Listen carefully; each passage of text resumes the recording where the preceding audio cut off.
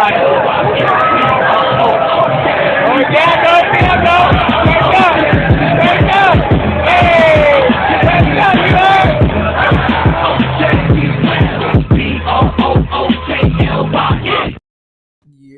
Big Fair Breezy with the Brooklyn Nets vlog. And if you do, while you watching this podcast, I want y'all to check out my guy, Trey. He got something called Born in the Apple. His clothing line is fire. I personally got a lot of his merch, shorts, hats.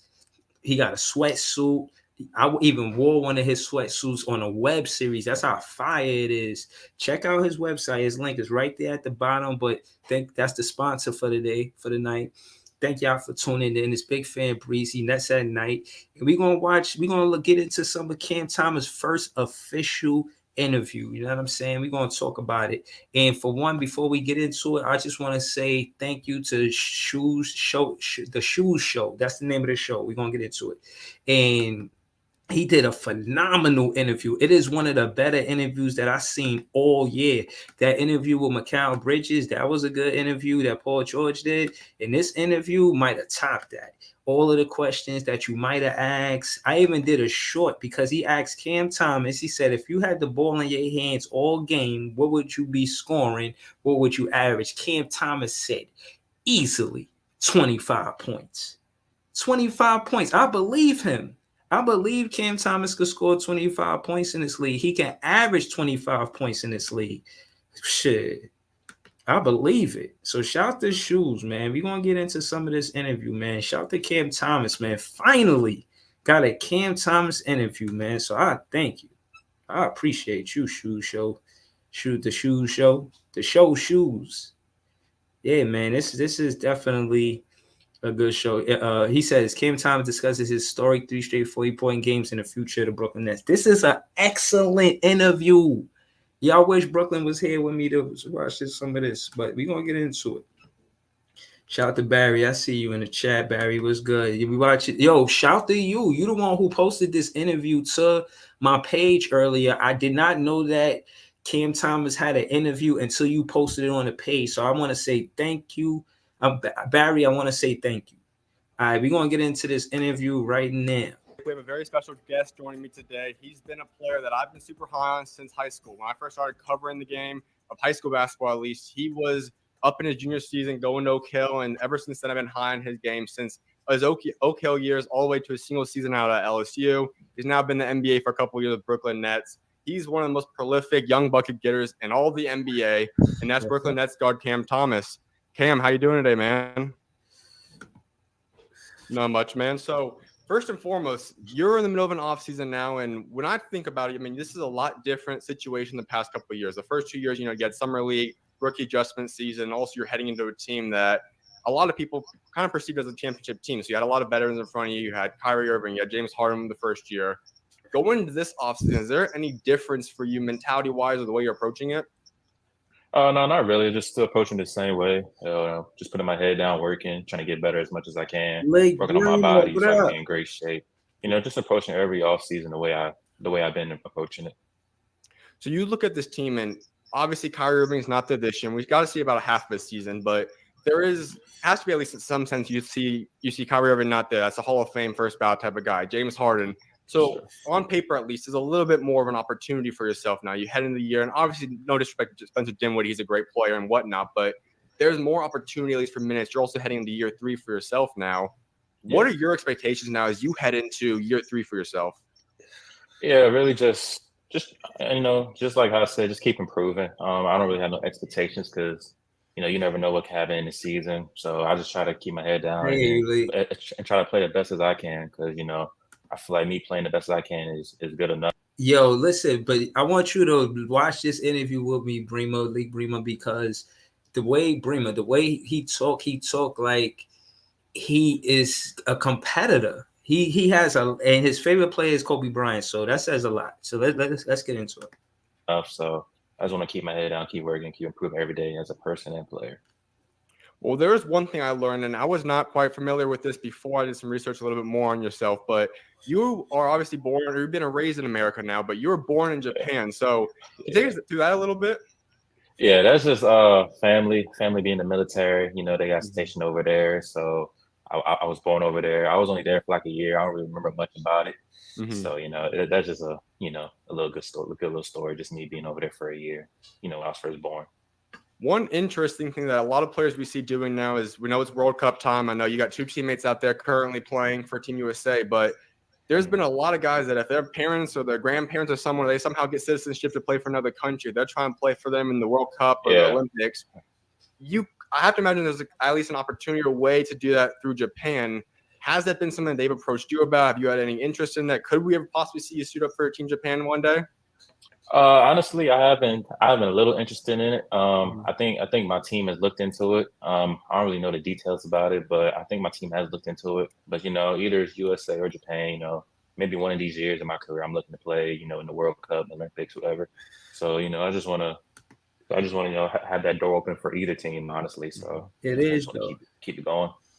It is though, but we not here for that right now, Reggie. Shout out to you, but we not doing that. We focus on my guy Cam Thomas with the first official interview. He had one with Gil, but it was choppy, and you really didn't get a extensive interview. This is like an hour-long interview. It's the first ever interview I've seen him just sit and talk this much. I never seen him talk this much at any given time. He might have talked this. I never. This is the first time. So let's get into this. But yeah, man, we gonna get into this. Man, shot beater, man. Shout to my guy Trey, man. Shout out to my guy Trey. Let's get back to this though. So the Olympics are next year, and then I know it'd have to be a 2 or 3 year gap until the World Cup comes up again. Is next year a possibility, or do you think you're kind of just staying locked in for now on this, and maybe later on in your career, will that be 5 years from now, 4 years from now, you consider that opportunity then? Yeah. Honestly, right now I'm not really interested in playing, in the World Cup, Olympics, whatever that is right now. Maybe like you said, 4 or 5 years down the line, I'll be more interested. But right now I'm just trying to focus on, the NBA portion, trying to solidify my career there first, and then worry about the other stuff. So I just want to take it one step at a time, take one. Yo, man, listen, man, shout out to you, bro. But listen, like I told you, man, this is Nets fans is the best fans, man. You talk about you out there, nigga. You out there, nigga, what? Stop playing with me, man. Listen, man. I want to hear my guy Cam Thomas, man. Like I'm a fan of Cam Thomas. I'm a big fan of Cam Thomas. And this interview is I'm gonna break down why. And again, man, this is such a dope interview, man. I swear to you, like I can't even go back and forth with y'all like that for real. Shout out to Lee Bremer. He goes, the Nets had a lot of drama last year, Breezy. Hopefully they could get it together this year. I don't know. I don't know, man. You a Celtic fan, Before I knew you was a Celtic fan, I just looked at you like Lee Bremer. Now that I know you're a Celtic fan, I look at you like the Celtic fan, Lee Bremer. I mean, not personal, you know what I'm saying? But, a little stuff that, that's said in the chat, I got to consider it where the source is coming from. And the source is coming from a Celtic fan. But if we just talking basketball, we could do that too. But, yeah, man, let's get into this interview. Go at a time for myself. An aspect about your game that is the reason you would even have an opportunity to play for any of those teams would be because you are a great player. But specifically, we know you're a bucket getter. I mentioned you go through every level of your career. That has never changed. Obviously, roles and stuff has changed. But when you get on a court, you get the ball in your hands. You've got buckets from your freshman season all the way to Oak Hill, becoming the all-time leading scorer out there at a program that, for people that aren't familiar with that, Kevin Durant's played there, Michael Beasley, Brandon Jennings, the list goes on. Carmelo Anthony played, Jerry Stackhouse. You're their all-time leading scorer, and you did so in only 2 years. You go to LSU, and you probably would have broke some type of records out there, but you only spent 1 year, and you broke freshman records there. You go to Brooklyn. Obviously, the minutes hasn't necessarily been there, but as we saw, when you did get minutes, 3 straight games, youngest player ever to do so, 40-plus in each one of those. Yeah. When did this bucket-getting mentality come to you? Was that something you truly were born with, or when did you start realizing that you're capable of going into a game and getting buckets at the level in which you do? Great question. I've always been kind of born with getting buckets, really. I gained the mentality, the killer mentality. Everybody talks about the killer Cam mentality, mentality. Yeah. You like keep scoring, keep going. Yeah. Because when I was younger, I'm like the type of guy to score 20. Yeah. And I try to back off, let everybody else do theirs. Yeah. And then I had people in my corner like, no, to keep going, you gotta keep killing, keep going. So Yeah. I was like, Yeah. I gotta get that mentality. Yeah. You get that mentality when you go through high school, college, AAU. And now in the NBA, you gotta have that mentality. So I really like develop my mentality, but I always had the ability to get buckets. Talk to him. Do you recall when that mentality first came to you? So, like, if we go back, if it was, I mean, I've seen you since high school ball, so I know you were bucket freshman year, but Yeah. wasn't quite familiar or anything like that when you're in middle school. So do you remember like when that day came? Were you like a young guy playing AAU in elementary, middle school? Or when did that really? Do you kind of recall like, okay, I know I'm a bucket getter now? Yeah, I really 8th grade. Really 8th grade. That's when I really knew like, oh yeah, I'm a bucket getter, and I gotta have the mentality to be a bucket getter every day and every game I play in. And then from 8th grade on, I just really just kept going, just kept working on my craft and trying to find different ways to be a better bucket getter than I already was, and I just wanted to keep working on it. Yeah, you look at all your scoring records or achievements, whether that be Oak Hill's all-time leading scorer that I mentioned, the great LSU season as a freshman record setter in LSU in the SEC. Your 3-game run at the Big.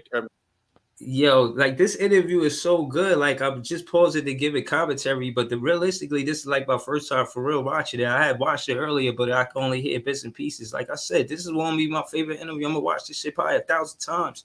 Like, yo, man, listen. You hear how he talk. You hear his energy. You see him sitting on a bench with so much poise, ready to get in game. You see him. He's eager. He's hungry. He is competitive. I'm telling you, this is a player that we could build our franchise around. Everybody talking about Mikal Bridges as they should, but no, he coming. Pause. This season it means something. Trust me. Listen, man. Listen, I'm not just hyping it up. If you're a Nets fan, you know what I'm saying. But we here though. We here. With the Brooklyn Nets, what scoring record or achievement milestone, whatever you want to call it, would you say means the most to you or is the craziest to you? Obviously the 40-point games is up there. You can't beat that. That's 3 in a row. You're in history in NBA for that.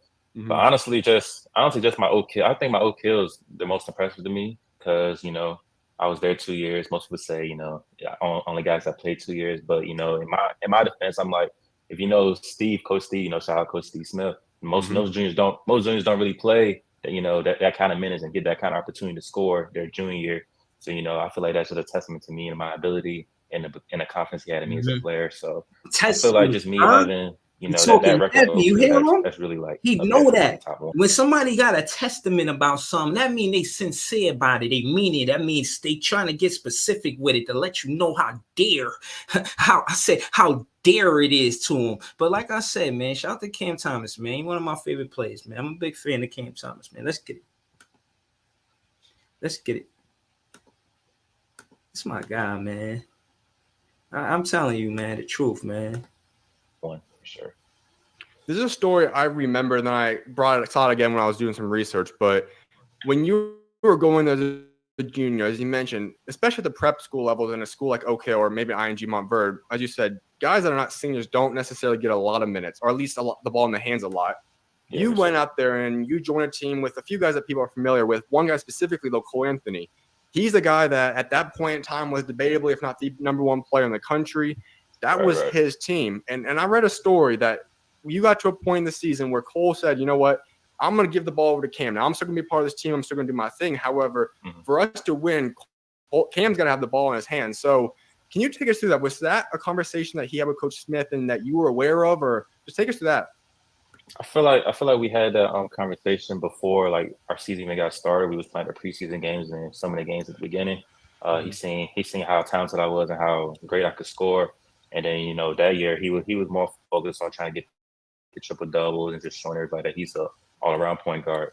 Coming into the league, going to UNC, showing he could be that all around point guard who can get triple doubles, defend, score 2, rebounds, just everything. So I feel like that was really like a good match for me to get my name out there so that I get buckets on any level, against anybody, and then him showing his ability to play all around. So I feel like we kind of established that at the very beginning, but it just came out later on during the middle of the year, about how, I guess he deferred to me offensively because, I was the leading scorer on the team, and then he was trying to be the true point guard on the team. So I feel like it really just worked out both ways for us. Yeah. Hold it down. It's right kind of rare for high school guys. I think when you talk about high schoolers, a lot of guys just don't necessarily understand the full game yet. There's so much pressure on high schoolers, and it just keeps coming more and more. When you talk about overtime stuff, you talk about the rankings. It's really a mentality that I think is unfortunate aspect for some guys where it's got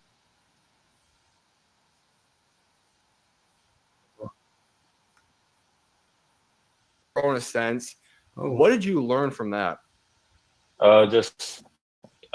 I really learned that it's just him as a person. Really, he was all about winning that year. He was all about winning. He was all about doing whatever for the team to win because that's just how everybody say if the team wins, everybody wins. So it's just I feel like that's just testament to him, and and honestly, he's really a big part in me being a 5-star player that I became at Oak Hill, getting ranked high, playing all the big time games, just because he sacrificed his scoring. Because I think in the EYBL the EYBL that year, he was the leading scorer, Yep. and I was like fourth or fifth or something like that, and then I average 25.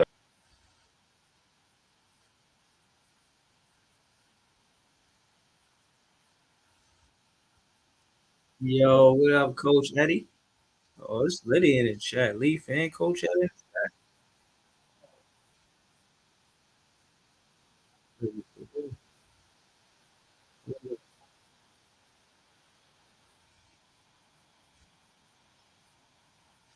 Hold on. Hold on. Yeah, there you go. All right. Pretty much, I ain't gonna go through the whole interview with y'all, but I just wanted to tap into some of that. And we got Leaf and we got Coach Ed in the chat. Yeah, we finna talk basketball. Oh yeah. I mean, listen, man. If y'all ain't doing that, go see what up with my guy on Beta. You know what I'm saying? Straight fire. Wow, man. Shout out to Linda's barbecue sauce too. Oh shit. Yo, man, I just threw the link in the chat, man. This panel about to be fire. Leaf, Coach Ed, P Hud. Oh, it's lit. Yo, Yo, what up, Leaf? what's the deal, yo? I just popped up. I ain't even see a notification when you went live. I usually get all your shit. What's the word? Somebody was Yeah, telling me about the interview earlier. I didn't get a chance to watch. I was running around town doing shit. But yeah. Nah, what man, that's good. That's good, man. That's good. You had a good day. You good? yeah. I just had to do family shit, man. It was just pick up and move a couple of things, man. Rearrange shit. That's all. Good But shit. I'm Good shit. straight. Yeah. What's the So what he was getting at? He was getting at the 40-point games and like Listen, what he was man. I'm doing gonna on keep. offense. That's what I came into. Yeah, now I'm gonna keep it real with you, man. Shout to Shoes, that guy who interviewed Cam Thomas. That Yeah. was Shout out him. Yeah, great definitely. interview, yo. All the questions you would want to ask Cam Thomas, he was just on point with everything, and it was no dull spots. And again, I never really see Cam Thomas, you know what I'm saying? I never really see him talk like that. This is the most I've seen him in a podcast that went on Gil. That wasn't a thorough interview, but No. this was a thorough interview. You know what I'm saying? So I thought this was one. I like him even more as a player now. So shout out to Shoes Show. That was a great interview, man. Yeah, definitely. So like what I came into, it seems like from somewhat of a vantage point that the coaching staff is willing to do is willing to put him out there like at least from that time when the 40-point games happened. At least as far as like coming into this season, coming into this training camp, everybody is still question marks as to what Coach Javon gonna do. We don't really know about upstairs, man, because like the front office, man, like as far as we concerned, it was Kevin Durant's that wanted to pick, and they probably wanted somebody else. Who knows? But listen, it's the same stuff we keep getting back on, bro. Like week after week, month after month. It's almost like we anticipating for this shit to just be here, man. Like it's kind of crazy. 2K come out next month, man, and then the regular season is out after that another month later. So we ain't really got too much time to wait, man. Listen, the Yeah, training camp, now as far as Mikel and Cam goes, I'm bro. listen that Yo, there that hold that on. situation. Yeah. Hold on. Shout out to Coach Ed. What up, Coach Ed? Peace and blessing, guys. How y'all doing? We Coach, what's going on? You know what I'm saying? We talking Nets business. We know you're a Knicks fan, but I Mm-hmm. see you in the chat showing love. Now, I mean, I see y'all got things going over there, but we like talking about things that's going on over here. You know what I'm saying? True. Because Cam Thomas having an interview is a big deal on this side of the bridge. And I'm saying, I know y'all doing stuff over there and all of that stuff like that. All that stuff is cool and all of that. And I'm saying, but yeah, when they come down to Cam Thomas and interview, getting the first one mean a lot. And being able to look at how they worked on his media game, helped him with his questions, helped him get sharper with his profession as far as media. He ready for the media. And this guy in the interview was asking him media questions like, how'd you handle the media? Like everything you could ask.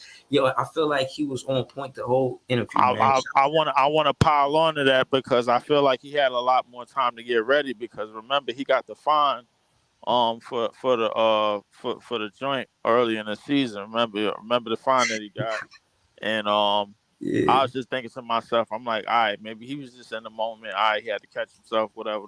But like, it wasn't no malintent, whatever. But I think since that point, definitely you can see the professionalism and you can see the character guys.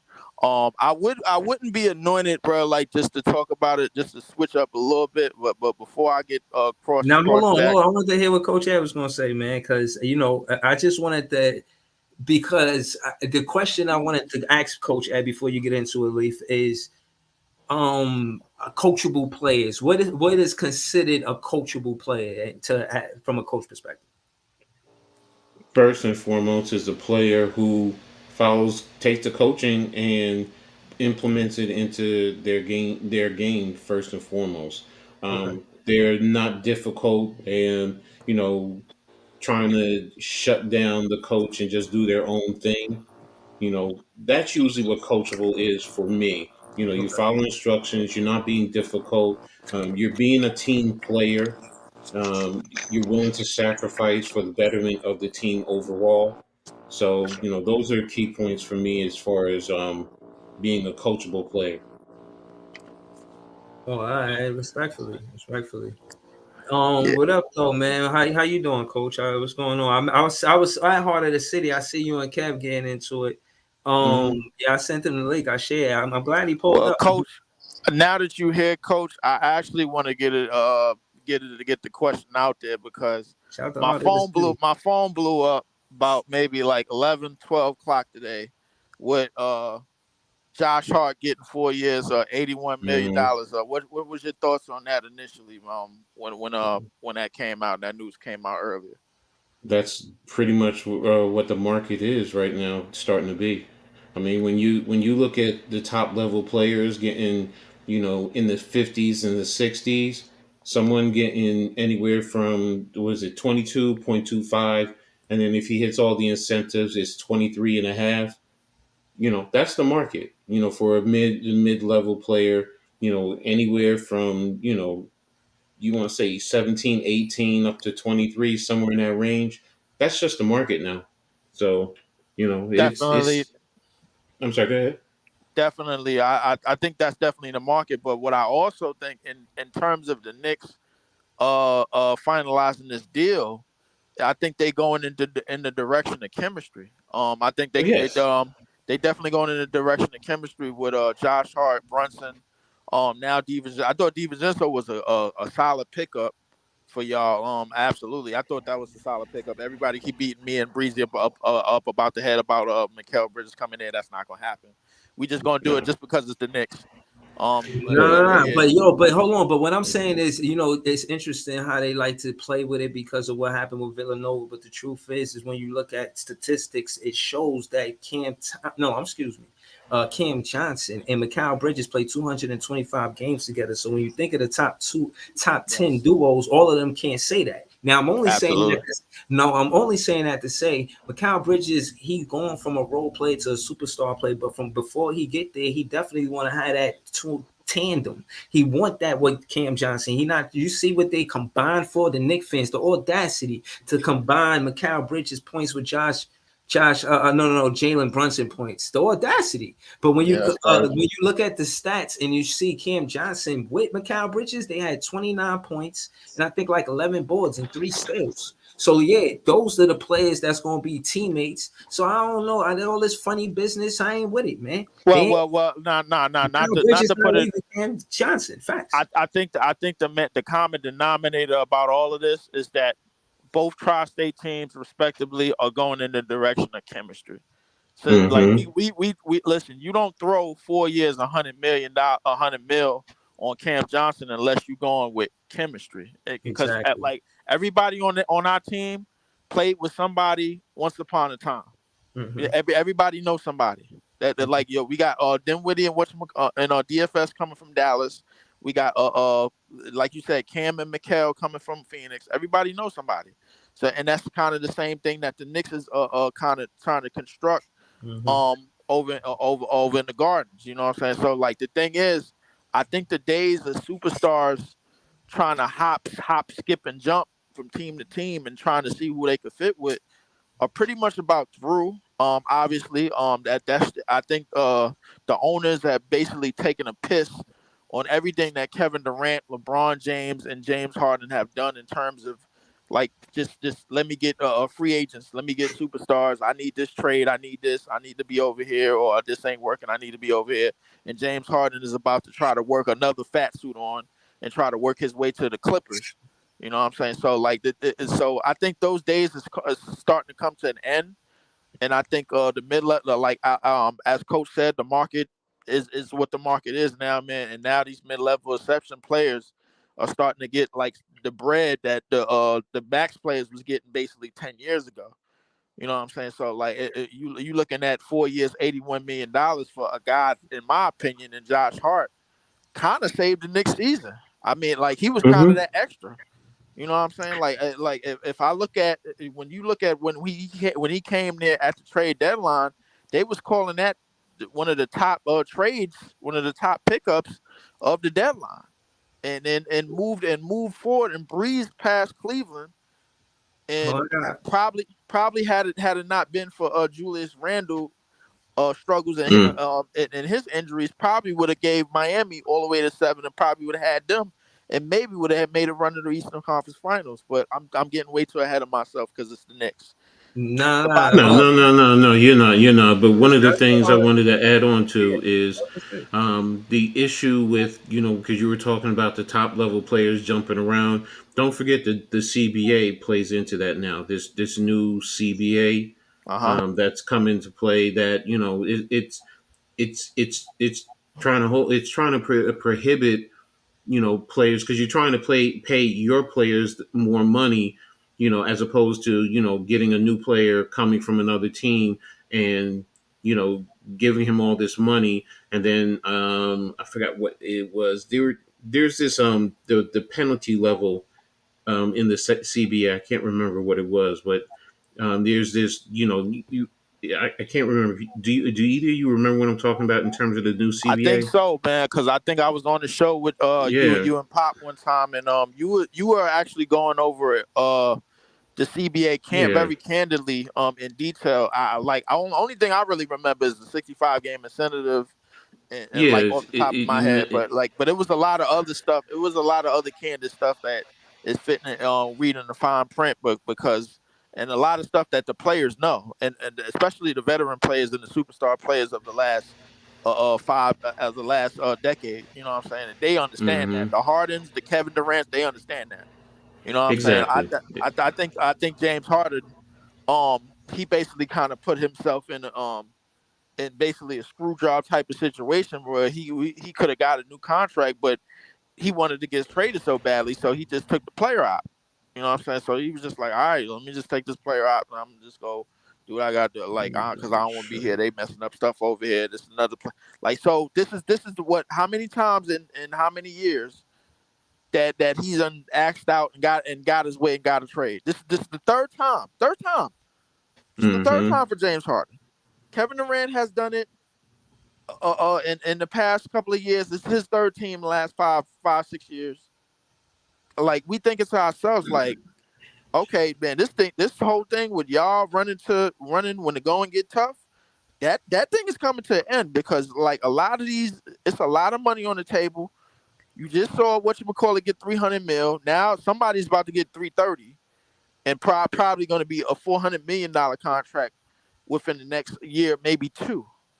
So like it's a lot of money being handed out. So it ain't no, all right, yo, this ain't working. I need to go get traded, man. Oh, you gonna burn this money out and you're gonna play this contract out at least before you go do what you go do and go jump to another team. And I think that's something Dame is learning because he just took an extension just this past year. It's 58 on the table next year and it's Oh 62 yeah, on the year after. And he's yo, looking to get a trade. You're not going to have your cake and eat it somewhere else. yo, hold on. I just wanted to say that I had a hot take. I tried to get on Chill for Chill. It'd be hard for me to get on that show, but I was gonna say it there. I said nah. I'm only mentioning it because you said Dame. Um, if you remember Brandon Roy, Scoot, you're gonna remind you of Brandon Roy and gonna be a serious threat for I rookie. highly doubt that. All right. And Not listen, saying this that. is a hot take. My thing Hold with on, hold Scoot. on. Shout to my guy, unpopular opinion. This is a hot take to make the world shake. Tell him I said it. I Uh-huh. think Scoot to my Lou is going to remind you of Brandon Roy. He Mm-mm. and look for them to play basketball out there, man. Yo, he definitely. Listen. I'm a revert. I don't get to revert you too often, bro. Like, cause me and you, man, like we locked up like tight phase around here, man. You know how we do. But Yeah. I like as far as Scoot Henderson out there. I think people keep forgetting about Anthony Simons. That's one. Mm-hmm. Two, I think what their team is trying to build in terms of depth, because like the thing is, you're gonna play certain players in spurts. I think Scoot is a good talent. I think he has the passion. I think he has the heart. The thing is, as you going in the NBA, you can have your I get humble moments. You know what I'm saying? It's all about how you respond to adversity. Now, and I think Scoot is a good player, man. He downhill. He's gonna get to the basket. A lot of his game is really predicated on getting downhill and getting in that lane. I think Simons and Sharp is gonna help with Simons and Sharp and all the rest of those boys, man. I think they Yeah. have something to at least look forward to as far as future. I kind of got a little bit more belief in Brandon Miller. I Yo, ain't gonna lie to you. all right, hold on. Yo, coach, hey, yo, what I miss on Heart of the City, man? I haven't been able to jump on the panel and be in the chat like I wanted, man. Any hot takes, anything I missed, man? What's going on, man? I Anything about mean, the rookies, like what me and Leaf talking about? Anything I missed about that? you guys Yo, you pretty there, much coach? covered everything. Yeah, I'm here. I'm here. You can't Oh, hear all me? right. Yeah, and I can hear you now. No, But I mean, I'm saying, so did we miss anything? Like, what's going on? What we miss on Heart of the City, man? I ain't get a chance to listen to no. I mean, yesterday, pretty much, when we were talking, I mean, it was a little bit more Knicks talk and the debate it. I'm between, sure. my concern with with Tibbs and Julius Randle and Kev came on, and he was sticking up for Julius. I get it, but he Mhm. agreed the issue is Tibbs. It's pretty much that's it. But we really didn't dive too much. We talked about Josh Hart and his new contract, but really nothing too much because right now it's football season, so we focus So a little bit what more on about that. my guy? What about my guy NYG? He said something about the Nets. Like, Oh, was y'all nothing. just talking about the Knicks the whole time? Like, because it's the heart of the city and they got to Hmm. represent spreading love. Well, What the Brooklyn Nets do. So I don't it understand how the heart of the city here and it y'all not is. talking about the Brooklyn Nets. Here I'm it just asking. is. He's also opening up because we're talking a little bit about the Sixers, with Okay, what they okay. got going on. So he had members from Philly coming on there. So Uh, it's a little bit, especially because what we're doing, the new format is we're now inviting members from other teams to yeah, come on and talk about their team, because these Philly guys were also talking about the Eagles, yeah. because it's football season. So it's a Okay. little new format, in terms of what he's trying to do to expand, and grow the channel. So, and it's a smart move. I mean, case in point, if, basketball season, Knicks and Nets are talking, guess what? That's going to be the hot point. But, if the Nets are playing, say, Golden State and the Knicks are playing Milwaukee, we'll probably have members from each of those organizations on to talk about their team so we can get a little bit familiar, especially if we're playing each other during that Yeah. time frame. Just to give you a little insight into what it is. Absolutely. But Yeah, you know, yeah, I no, mean, and I know, and I agree. Because to be honest with you, I look at it like you ever go like to like the street mart and you see the guy out there, he cooking for everybody. That's what I feel. mm-hmm, If I cook anybody exactly. from any city, it don't matter. You know what I'm saying? If Tell any them. of those fans get out of place on Heart of the City and Talk they to try them. to say anything about Talk. Kevin Durant and Kyrie Uh-huh. Irving and all Uh-huh. this, little in your window slick talk, just know that I will cook one of those fans. So just let them know they welcome. Listen, I ain't got no problem with helping They out. all Come through with welcome. the elbow drop. I'm coming through with all of that, man, because Yeah, Uh, yeah, I'm sick because and tired of all of this there you mess go. that's It's the been rhetoric. getting spewed, bro. Like Yeah, so, like it's but the rhetoric. It's like we going into the next season with these players. Like, all yeah, right, yeah. I'm just going to I'm talk like, about all that. right, listen. As far as I'm concerned, every year it's one winner and 29 losers. Like that's basically. how I look at it, man. Like, and ain't nobody need to Nah, try to I ain't play no gonna second. lie. I ain't gonna lie. I'll be liking progress. If we get more regular No, I season love the wins, I'll be progress, on it. but the If thing it's is, playoffs or a second round, I'll be on it. Like, hell no. I'm loving progress because we all follow our teams. That's what fanhood is all about. You know what I'm Yeah. saying? So, but the thing is, I don't need nobody like from LA or Golden State or wherever trying to take a second place victory, man. When you know, man, what happened? It's one winner and 29 losers. Don't bother me about what had happened this time and that time.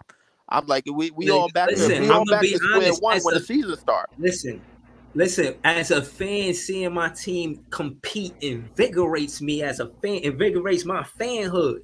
You know what I'm saying? Like, if I see my team just go out there and they lose the game because they're not competing, you know what I mean? Make me feel like, damn, why am I a fan? Or I know I'm stay a fan, and the team, these players making my team look bad. You know what Right, I'm saying? Because it get like right. that. No matter how Co- players that you ain't going to change teams, you just mad that this player is on your team, but on your not Vince team, yeah, Carter. But not yeah, Vince Carter. Let me put definitely some not. full No, highlights, not man. not. But coach, I wanted to Oh my since gosh. we was just talking about Thibodeau, obviously me and Mm-hmm. Breeze always talk about Coach Javon. Um, with all of the pieces that's in place with the new contract for Josh Hart, he seems to be like a hustle player, you know, a go after type of Mm-hmm. player, 50-50 Mm-hmm. type of player. That's sort of what Tom Thibodeau is looking for. We know his history with the Chicago Bulls. I always joke about how many Oh players he my ran through on the goodness. Chicago Bulls, man, but that's another Mm-hmm. story. Um, do you Yo, think? hold on. Do you No, think go the? ahead, go ahead. No. I'm gonna ask the question. Do you think the ball is like with the teams that both coaches have assembled with the type of players that they have? Do you think the responsibility for What? those teams advancing is gonna fall mostly on them? Yo, are When you you say kidding falling me? in, are you talking about the players or the coaches? No, I'm talking about specifically Tom Thibodeau and Coach Jacques Vaughn. You Always with the gonna. teams that It with the always teams that starts they with the have coach. assembled with the teams that they have assembled now going into its upcoming seasons and seasons going forward. Do you think the onus is going to fall more on them if they Yes. don't if Yes. they don't get it done? Yes. Yes. It's always gonna James, fall on the get a coach healthy first. dinner. Because they're the players are in their contract. Yeah, you can trade them, but for the most part the players are there. If there's a problem, a regression, you're always going to look at the head coach first. You're always going to look at the head coach first. Some organizations may look at the general manager, per se, but if you're a Yo, hands off. coach, I'm sorry. Go now I ahead. want to ask you, look at these plays and tell me if it's the player or the coach or a combination of both. Like, that's the player, right? You can't just draw that up. He just hit a three. That's a game winner, right? That's just the play. That's not the coach, No, that right? is the play. That is a play because if you All roll it right, so back and hold you on. look Now at it. look at that play. Give it to Vince Carter. Boom. Tie the game. Now look at the score. Look at the score. Look what he do to win the game. And this is what I'm saying. This is where the coach come in. I give him credit for that. So look what they do. They swirl around and all of that. Bah! Mm-hmm. That's a game winner, bro. That's But how what's you your Absolutely. point? win the game. But what's your point? What's your point? The coach called that play. Is Yes, I'm that saying Yeah. I'm not. Nah. But the thing is, sometimes I'm yeah. more like the more I'm trying to like. I think the more that I have the conversation about the coaches going and the teams that they have, and these are the type of players that they want are on these teams. Like with Coach Jay Vaughn, bro, we got rid of all the defensive liabilities. So like we got rid of Joe Harris, we got rid of Seth, and we got rid of Patty Mills, and now we got some younger wings, and we got some wingspan. We got defensive players. These are the players that he kind of wanted. With Coach Tibbs, you got your hustle players, you got your run and go get it players, and your grit. My thing is like it's gonna be up to them to manage and to manage and run the right lineups and run the right sets and run and a whole bunch of everything. It's gonna be up to them because now these players are on contract and they in there for the long haul. So it's not, we got to trade this person, this person. It's just the team that we got, and we got to figure out how we gonna get to the next step. Well, of That's course. my I hope. mean, the coach has to will call the plays. The execution is on the players. That Right. in the end, the players are on the court. They got to read what The the line, I play mean, coach can. but the lineups, but the lineups and the matchups and Hmm? figuring out how to you have your wing stoppers, have your guard stoppers, have your rebounders, your cleanup guys, man. Like all of that onus really falls on, in this case, in the scenario that we talking about, Thibodeau and Coach Jay Vaughn. You know what I'm saying? So because Yeah. I think they don't. I told Breezy, bro. I was like, yo, Coach Jay Vaughn, bro. He like He got he in the certain. hot chair right now, like But because he now, got the team he wants. my thing is they fueling him. They basically telling him like, yo, they giving him that pressure. He gotta respond to it. They say he the 27th best coach in the NBA. Shit, he gotta take a, you know what I'm saying, step back. Like, who the hell y'all talking to? Now Well, I'm let me saying ask he this. gotta Let me really ask step this. Let up me this ask this. season, man. I I think I'm think. giving him 45 wins. I'm saying Jock Vaughn with his defensive style. I want to hear the question, Coach. But I think with 45 wins. But I'm listening, Coach. Go ahead, talk to me. No, I just wanted to know because he took over a difficult situation. Um, are you still going to give him just a short period of time and then say he has to go? Because Nah, they then gave him, they No, extended this. his no. contract. No, nah. All right, so let me answer that question in short. We got all of these assistant You coaches, and some of them got experience with Jock Vaughn before Jock Vaughn mm-hmm. became a head coach. They worked with him in Orlando. They got these relationships through basketball. Case in point is down their assistant coaches with Jock Vaughn, so they're talking heads that he can appreciate because they familiar, and it's again a second chance for Jock Vaughn. He already coming in the game with something to improve because of what happened in Orlando, because Kenny Atkinson, Steve Nash, Dan Tony. I mean, you could not really Dan Tony, but you know what I mean. You know what I'm saying? All of these coaches was in front of him, and he was an assistant coach and turned down offers to be a head coach in other teams. He got something to prove, and I think that he's going to get more than his respect. Like he's going to get more than the 27th. Like I thought he was almost in a run with Mike Brown. You know what I mean? But then No,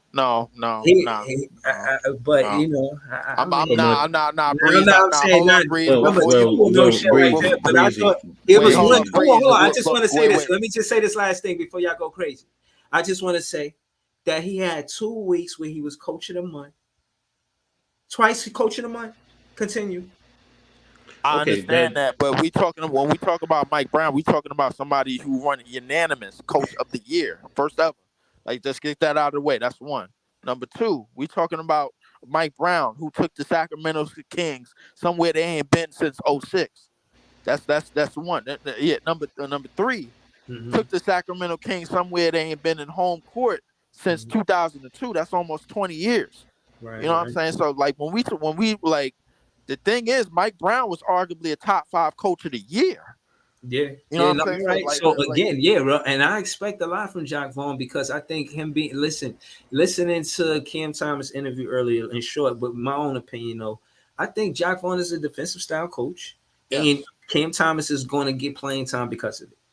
You understand what I'm saying? Cam Thomas, he had the interview. He's becoming more media friendly, where he can speak and talk and articulate how he feel, and he right. ain't got no slip ups. He professional.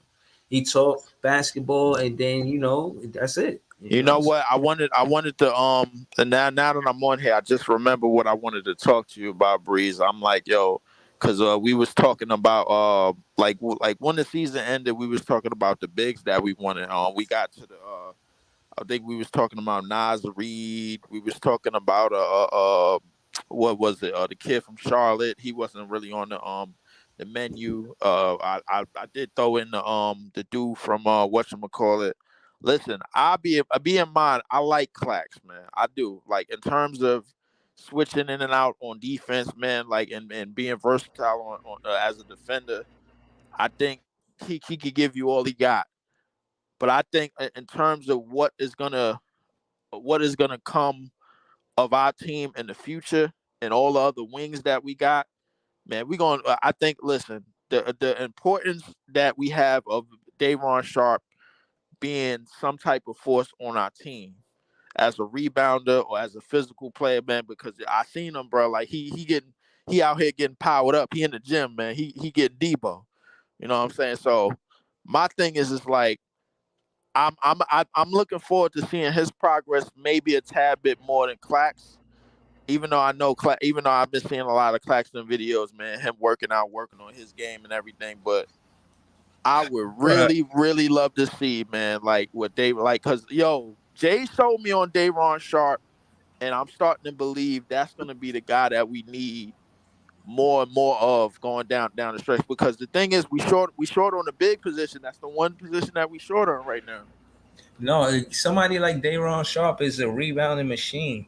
So he always give effort, and I think the only thing that Dayron Sharp is as a player, as far as coaching and player development, that he gonna have to not wait for with the Brooklyn Nets is his 3 point shot.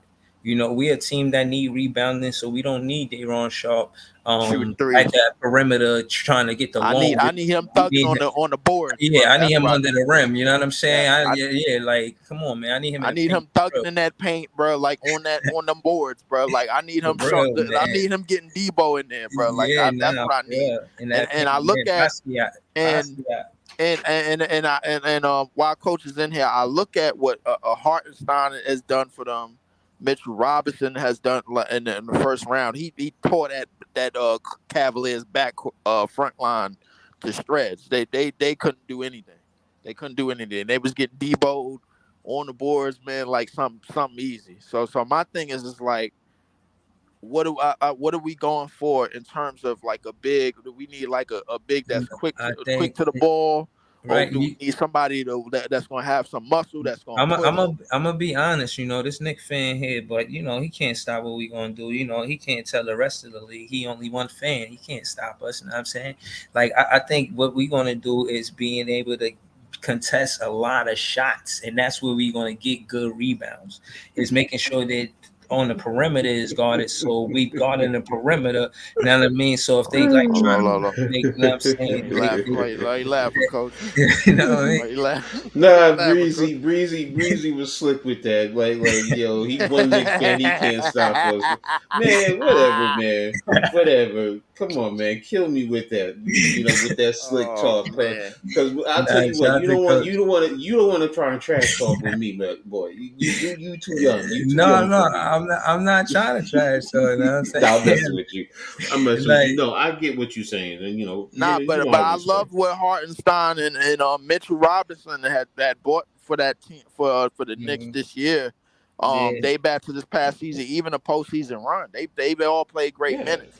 I think yeah, really realistically it came down to like Julius Randle and RJ Barrett. They gonna have to show up yeah. night in and night out, man. If that team want to do something Nah, and go a little bit deeper. no, I don't no, think they no. slick. I think Hartenstein gonna step up, but I think they still I gonna think miss Obi. Hartenstein is a great backup, man. Like I think they gonna still miss Obi because Right now, durability, availability. The back, someone backing up Julius, because if you take him out, is it going to be Hartenstein? Is it going to be Jericho Sims who's going to play behind him? No, those are all pretty much three centers. Jericho is going into his third year. His offensive game really hasn't developed, even though he could probably play the four, but he's not a stretch four. So Yeah, he not.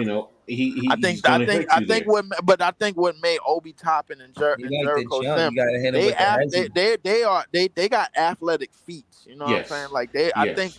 I don't really think Obi really learned all the X's and O's and how to really play the game fully.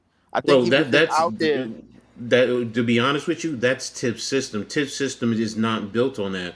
Tips puts more emphasis on defense than he does offense. If you really Right. look at what he does, he'll say the good things, take what the defense gives you, so on and so forth. But he does not really have an He want his offense. guys hustling out there. That's Yeah. he wants you to So hustle, and play he's defense, get relying, gritty first, and then make it happen on the defensive end. and then he wants to leave it in Julius' hands at the close of the moment, where you saw Jalen Brunson pretty much took over this team and said he's going to end up being the closer, and Julius becomes a detriment because I always harp on the same thing. Man, Julius, he holds the ball, he stagnates the offense, and takes a shot, misses it. Then he's crying to the officials when he should be getting back on defense. Sound like Those somebody are I know. issues. oh So Sound like somebody man, on my the team. that's a problem, as opposed to, you know what, you miss a shot, get back on defense.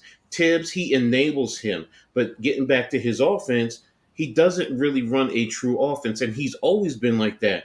When he was Right. with Chicago, he just left it in But Derrick the D Rose's Rose hands. and the only Exactly. players they really had realistically when they ran giving goals with Noah, giving goals with Carlos Booz at the top of the key, or maybe something like that. Mm-hmm. But they really played off of grit more than anything, Exactly. grit and yeah, hustle and the rebound off more than anything. Not to Same say thing that in our team is Minnesota. going. Yeah, yeah, and not to say that our team is going to play off of that. I hope not, man, because we nah. actually run stuff But for hold Cam on. Thomas. Listen, I'm gonna be honest with you. Hold on, before we get to that, because I'm gonna be honest. I was waiting to speak to Coach. I told you I miss Heart of the City. They was talking about the elements of what make a good coach, and when I pulled it up, Driven was one of them.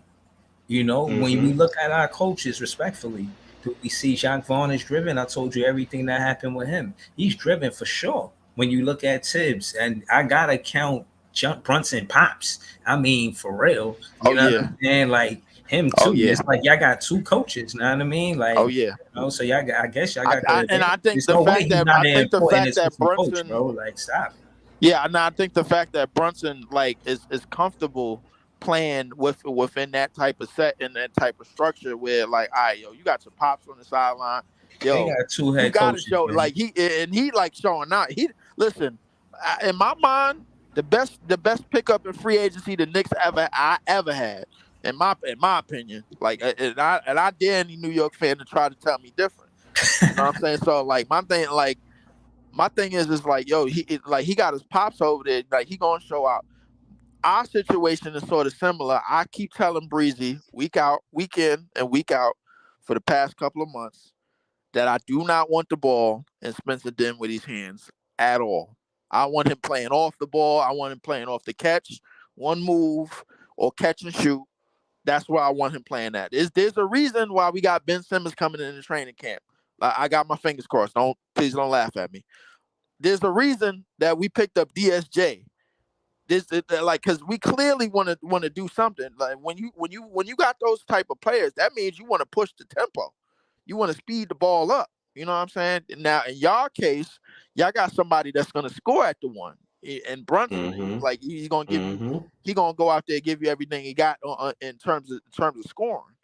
But in our case, I think we're a little bit more built in terms of facilitators, in terms of tempo pushers. You know what I'm saying? So being that, I think I think in terms of styles, I think we in a better position offensively in terms of styles than y'all are. Because the thing is, Mm-hmm. like the thing is, if Julius Randle don't lead from first to third, now Brunson got to pick up more slack. Now you leaning on RJ Barrett to go do something, and he gonna give you a good night here and there, and then that's that basically. So Mm-hmm. I mean, it seems. Listen, I like where we at, man. I Yo, like where hold we on. at So and let why I me think let we're me going. ask you, Coach. Yo, do you think that y'all top five in duos? Kev said top 15. Look at the Bleacher What Report. Look duo? at the Bleacher What Report duo? top. We have Jalen we are Brunson single. and We are Randall. singular. We're a singular team. I don't consider He said Julius Randle there. singular. I don't. I He said, don't. I'm sorry. I don't. Look. Listen. Let me, I said it. I said it last night. Julius Randle is uber talented. He has the skill sets. Yes. So right, let me say it there. right, But Mentally, he is not there all Right. the You time. feel like And that he could get sporadic, like at times, and and you can and sort of frustrate lose the him. yeah. Yes, you can get into his head and take him out of his game. He's not focused. For all he talks about Kobe Bryant, and Kobe taught him how to practice and everything. Kobe taught you more than just that, bro. He taught you how to mentally be in the game at all times. But see, he's going to another level. Maybe he thinks he's that killer like Kobe, but he's not. I mean, first of all, Kobe is a wing guy. You're not a wing guy. You're not a good dribbler of the ball. You cause too many turnovers. Yes, he may pass the ball at certain times to the open man, but he's also not smart. He'll go down into the box and he's not anticipating the double team at the right time. And he's always fumbling the ball and the other team is stealing it, whatever the case may be, and they're off and running, and they have an advantage because then they have numbers when they start running going to the other end. And Right. either they're going to score or we're going to foul them, which is also a critical thing. This is what I mean by Julius Randle. I look at Right. all of that. If you want to be an elite player, if you want to consider yourself elite up there with the Kevin Durant's, the Giannis, the Jokic, if you want, you have to cerebrally be in the game. It's not just about your physical tools. It is the mental aspect, and that's in Absolutely. all sports, whether it's Hmm. basketball, football, baseball, you name it. Everybody is athletic. They have talent. They have a skill set. But what do Yeah. you do mentally to separate yourself? So to ask me, duo? No, we're not top five. We're not close to being a top five. We're not close to being a top 10. If you want to say we're probably in the 15 to the 18 range, I'll go with that. I'll go with that. I'll accept that. But overall, I would no. say, well, I would say to add on to that, and to speak more on over here, I think we have a chance to create a legitimate duo. Even though Mm-hmm. Mikel and can play for 225 games like Talk to him. Breezy said, but I think they have yet to like max out on this side of town. They maxed out over in Phoenix, where they was over there and they were basically role guys Uh huh. for the CPs and for the D books Talk to him. and for that side, and basically but now they have a chance to max out over here. Now the problem that you have with Julius Randle, who's supposed to be the number two, is the same damn problem that I have with Spencer Dinwiddie. I'm like it's the same exact thing, but the thing is, we put ourselves in position with Spencer Dinwiddie is not going to undoubtedly be I go to I go to guard. I go to lead guard.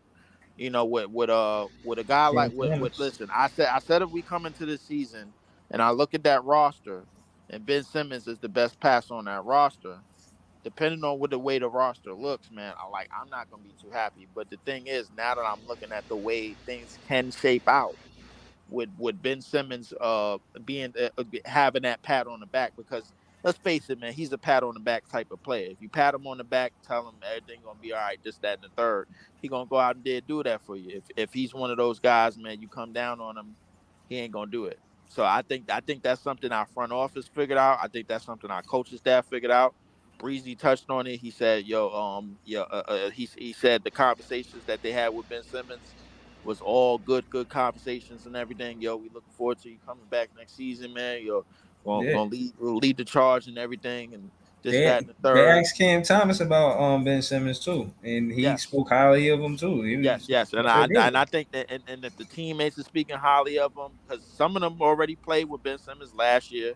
If you've seen some of the highlights, a lot of those guys, man, listen, they fit well with the Ben Simmons. And Mikal Bridges, with his interview with Paul George, was saying, yo, even when Ben Simmons was sitting down, he'd just throw him the ball, and he knew exactly where he'd pass him the ball at. He was itching to play with him when he got to Philly, when he got drafted to Philly the year he got drafted. So a lot of the teammates, a lot of the coaching staff, a lot of upstairs is telling Ben Simmons, they giving Ben Simmons all the nods and everything that he want to hear, type of thing. But to get back on to what we need going forward, Listen, I think we in a better position to not have stagnant players than the Knicks, man. Because like I said, is if Julius Randle Mm. don't humble himself and start getting his mind right, I don't think that team.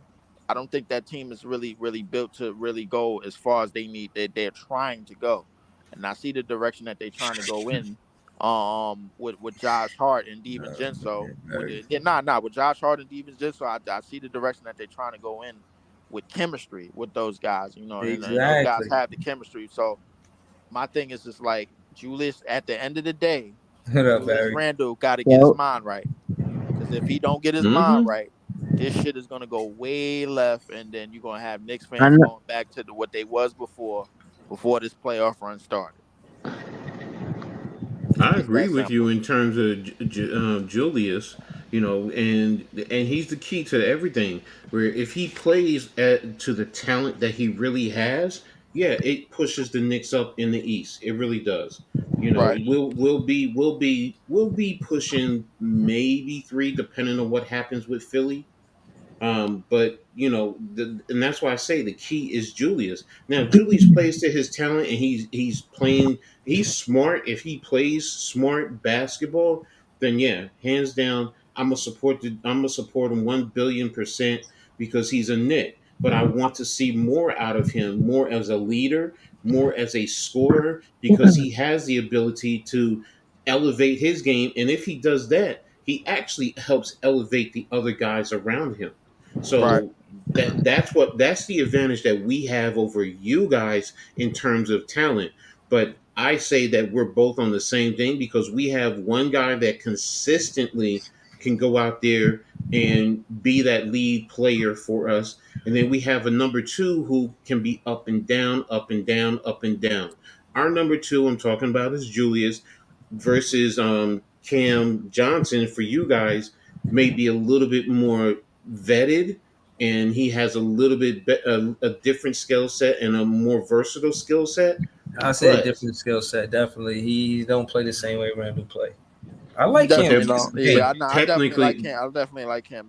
Cam is a lot more yes. catch to go, but I think But like aren't they both as powerful? Aren't they both playing the four yeah, I spot think for they both both on. teams? Nah. Cam is gonna play the three. I think DFS is gonna play the four.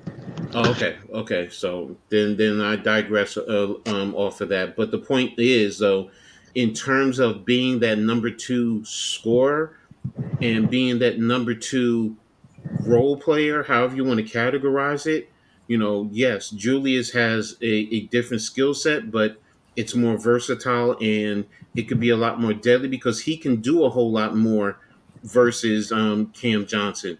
But Cam Johnson consistently from the threes definitely better than Julius there.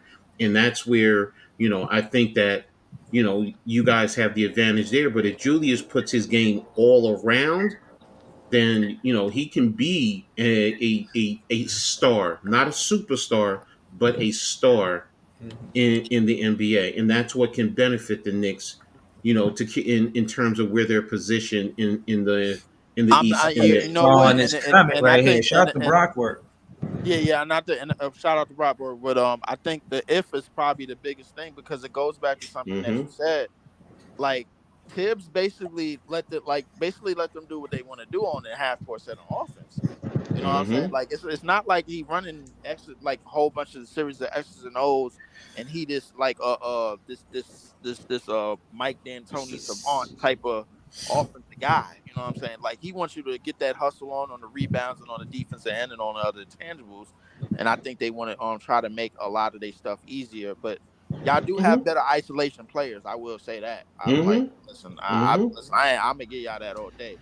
The thing with well, I think the thing with Julius Randle, I think offensively he pretty much got to figure it out on his own because there's nobody on that coaching staff that's going to like. Hold on, what Barry? What you said, Barry? Hold on, leave. What you I'm said, just Barry? saying. I'm just saying. I like this list. You feel me?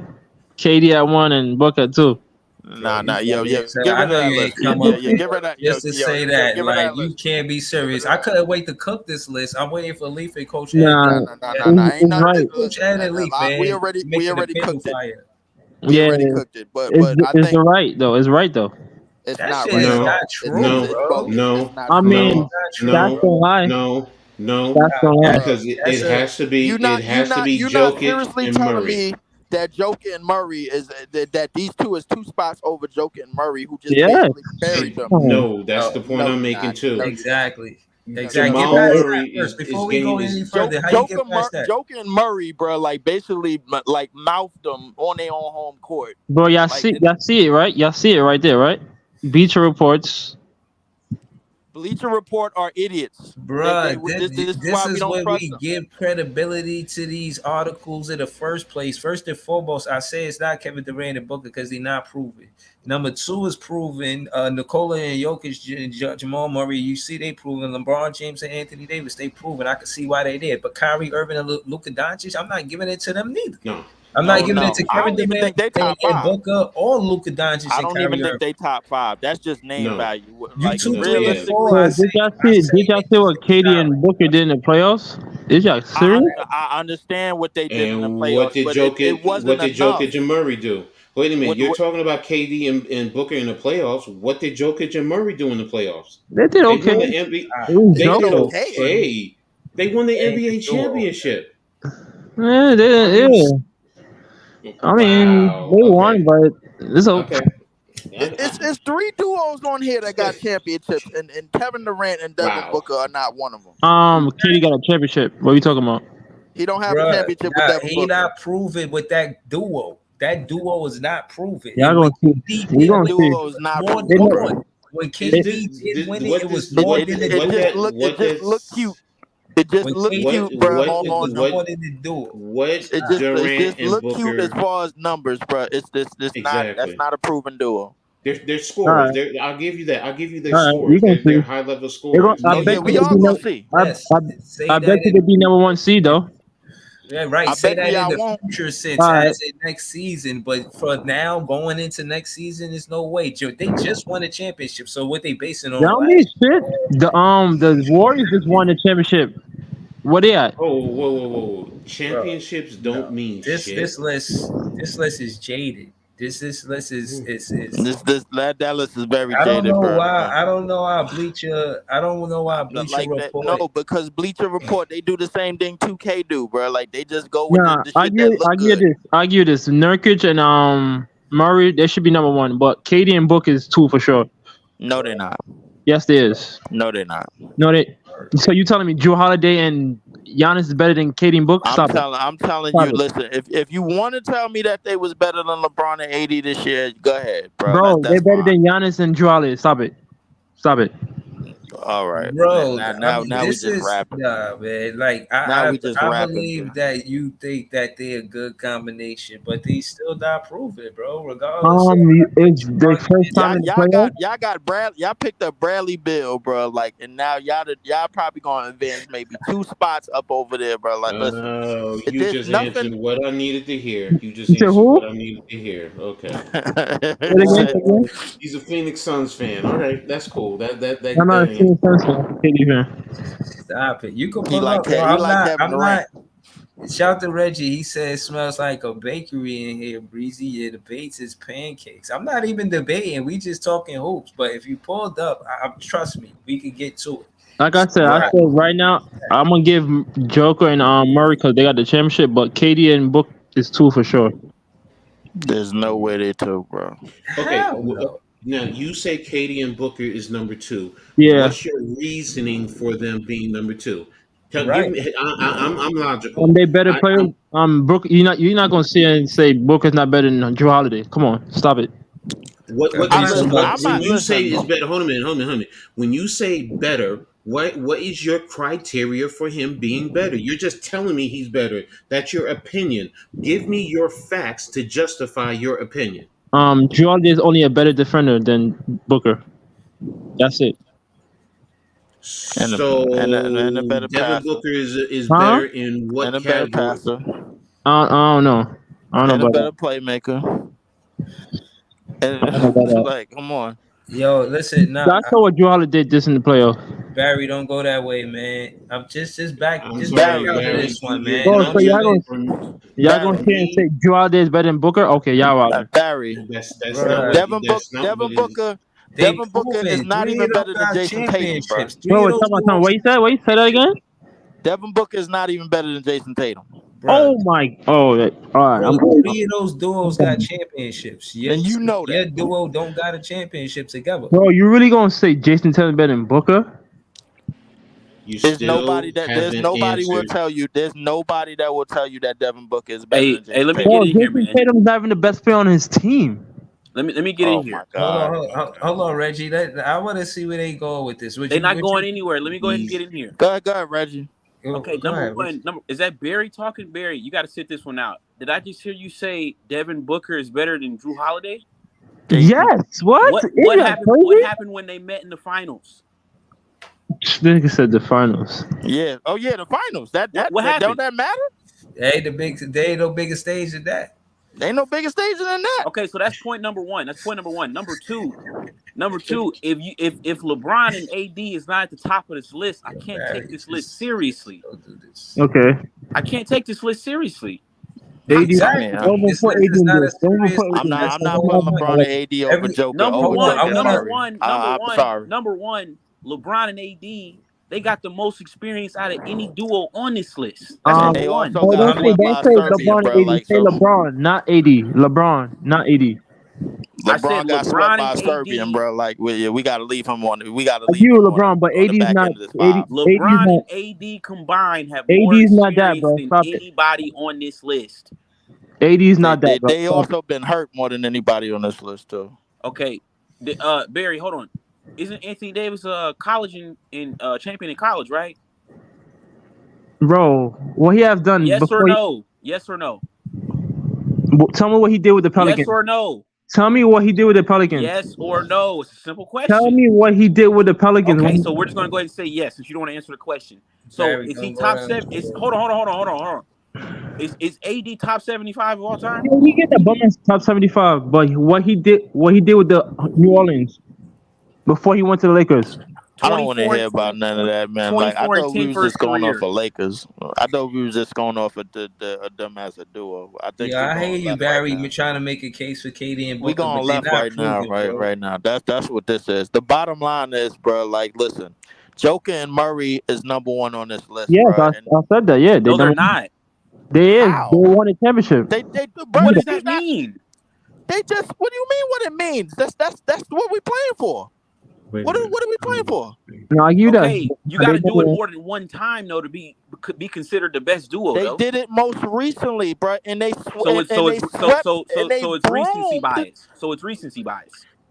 Wait a minute. I need to find the Recency article. I bias. need to What, see huh? see the article. I need to see the article because the article usually will have tell you their criteria. We're sitting here debating and creating our own narrative without And the knowing hell with Bleacher exactly. Report criteria, bro. This is Man, why we got listen. our own channels now, bro. I was Well, saying, that's I why was I'm trying to get asking. y'all to That's why have I your wanted to own know. top 5 because I was trying to make an argument for Cam Johnson and Oh Mikal no, Bridges for next season. they're not. I Bro, would never put them as the number 1 top duo. I mean, I don't even they're know what not our duo. proven. I don't know I what our think duo is right now, bro. All I know is this list is BS, bro. Yeah.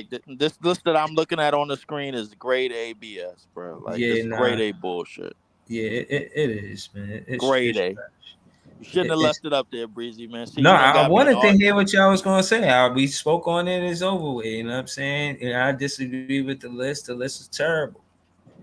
You know what I'm saying? I feel like Grade A again, terrible. like I said, I was talking. Everybody, Bad. look all of the Nets fans. Nets fans is the best fans. Everybody talking about this interview we talking about, bro. Like everybody love Cam Thomas, man. I You know need to what I'm watch saying? more of that, and I need to watch the rest of that. Actually, I'm gonna charge my phone in like another 10 Yeah, you know what I'm saying? We got love for Lonnie Walker too, the locker room, you know what I'm saying? You know, I know he was a Laker, but he a Brooklyn Nets now, you know what I'm saying? So we got love for Lonnie Walker. I seen an interview with him. He had a real good interview.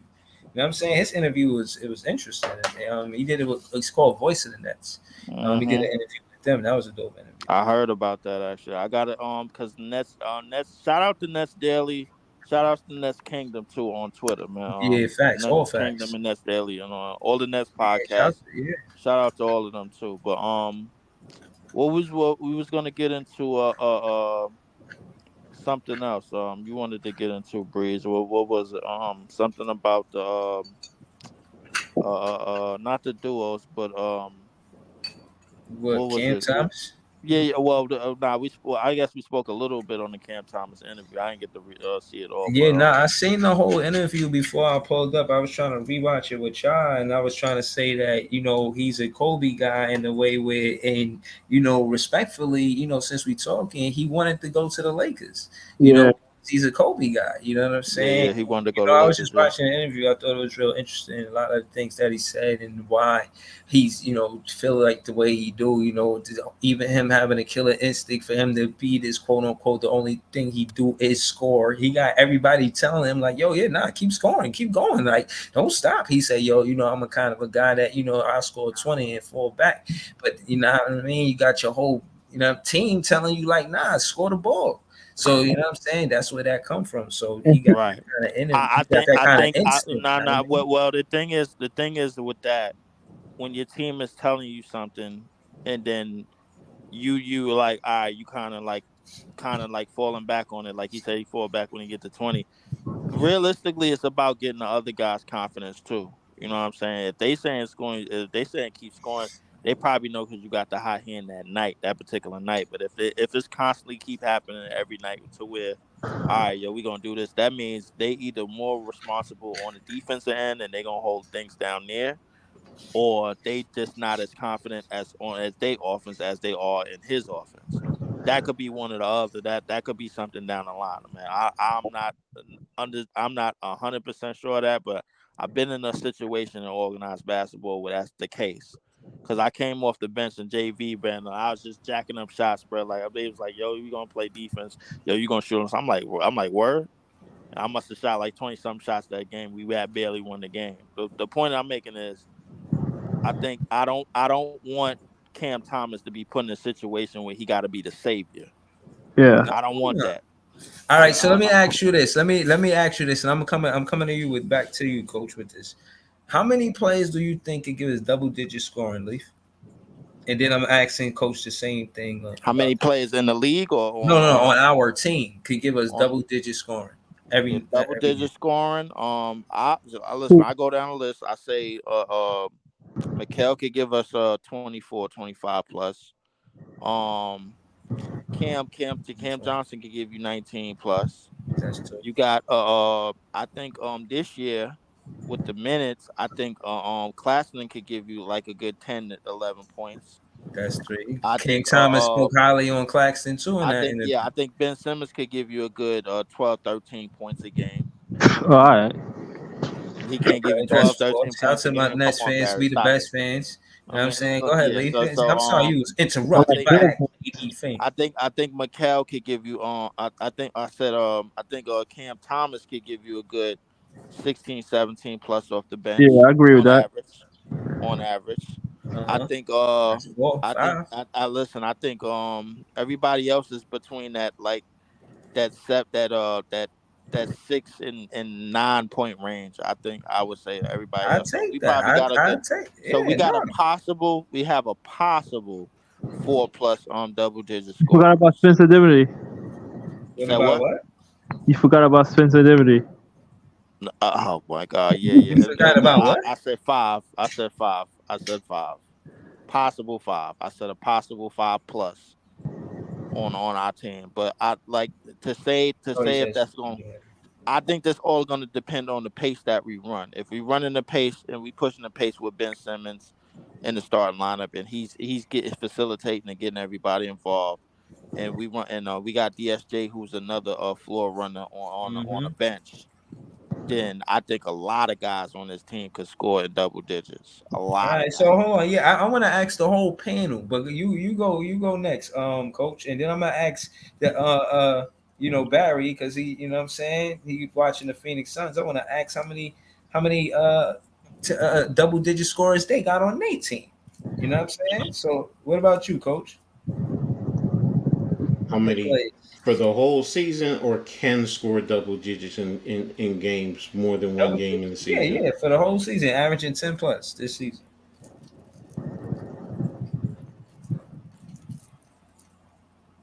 I mean, right now, I'm only going to say three.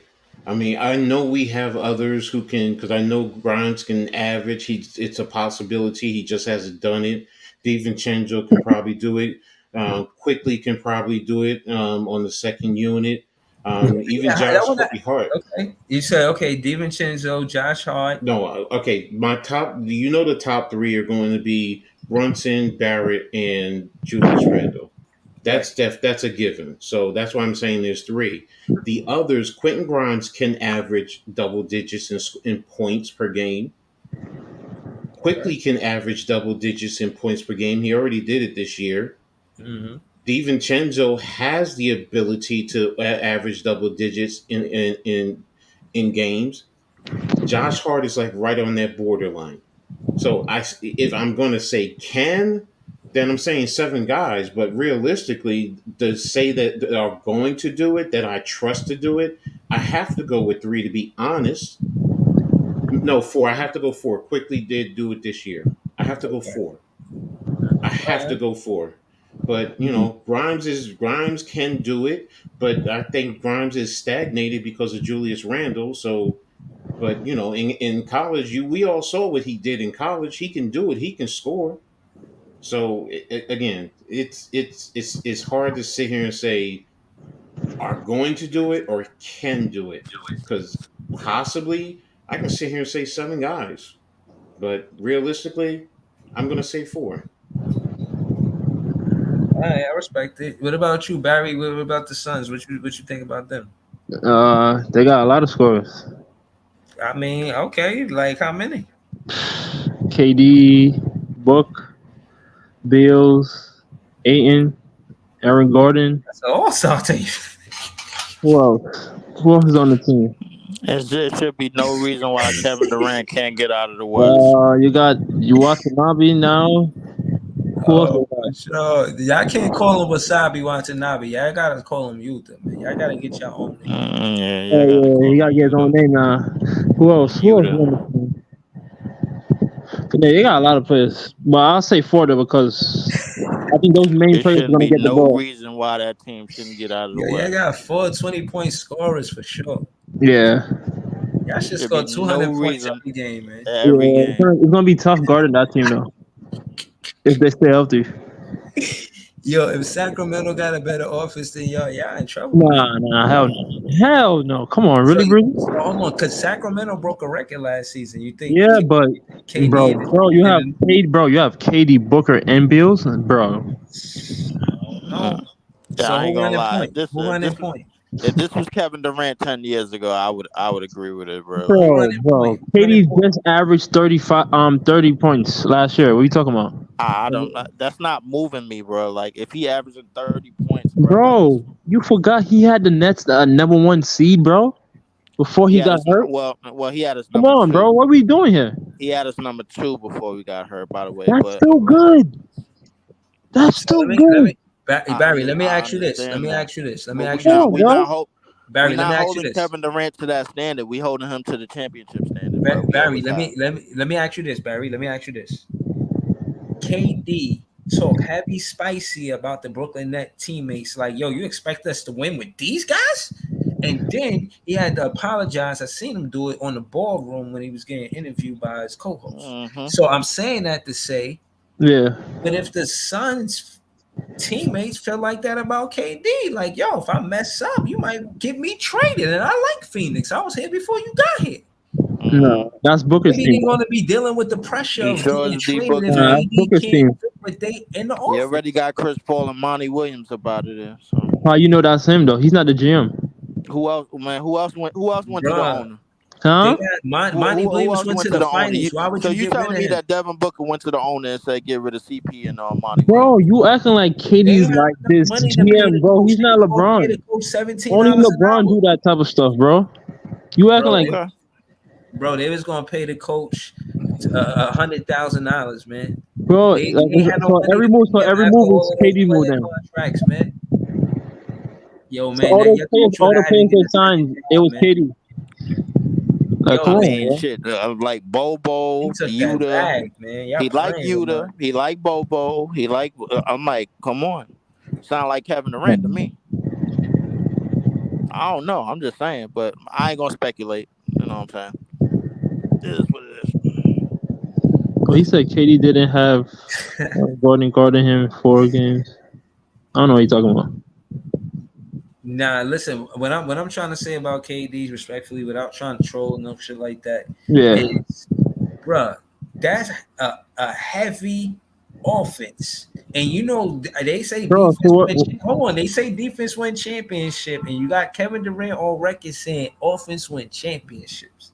So they yeah. can only be talking about that Golden State team. And when that offense is like a record-breaking offense, if I'm correct, Yeah. so they was putting They up a lot also of had a points. top 10 defense too. Yeah, they had Draymond, yeah. But do you agree with what he said, Barry? Do you agree I mean, that offense champion? defense do win championships, but I'm not gonna lie, offense do win championships too, though. You Okay, gonna so have to, yeah, you got to If you don't score. score, how you gonna win? I agree with you because if it's Technically, you gotta 0-0, score. that's a If great it's defense. 0-0, what? Nobody's winning. Right? Yeah, technically, you got to. Somebody You got got to to score score. if it's 0-0. I get it. Yeah, you Yeah, can't just no, So deny everybody. you have to score the ball. Look at Yeah, you Miami; got. they didn't have no Yeah, offense, you got and to they score the lost. ball. yeah, yeah. You gotta, No, they and had then offense. They just their offense just wasn't better than Denver's. That's what it was.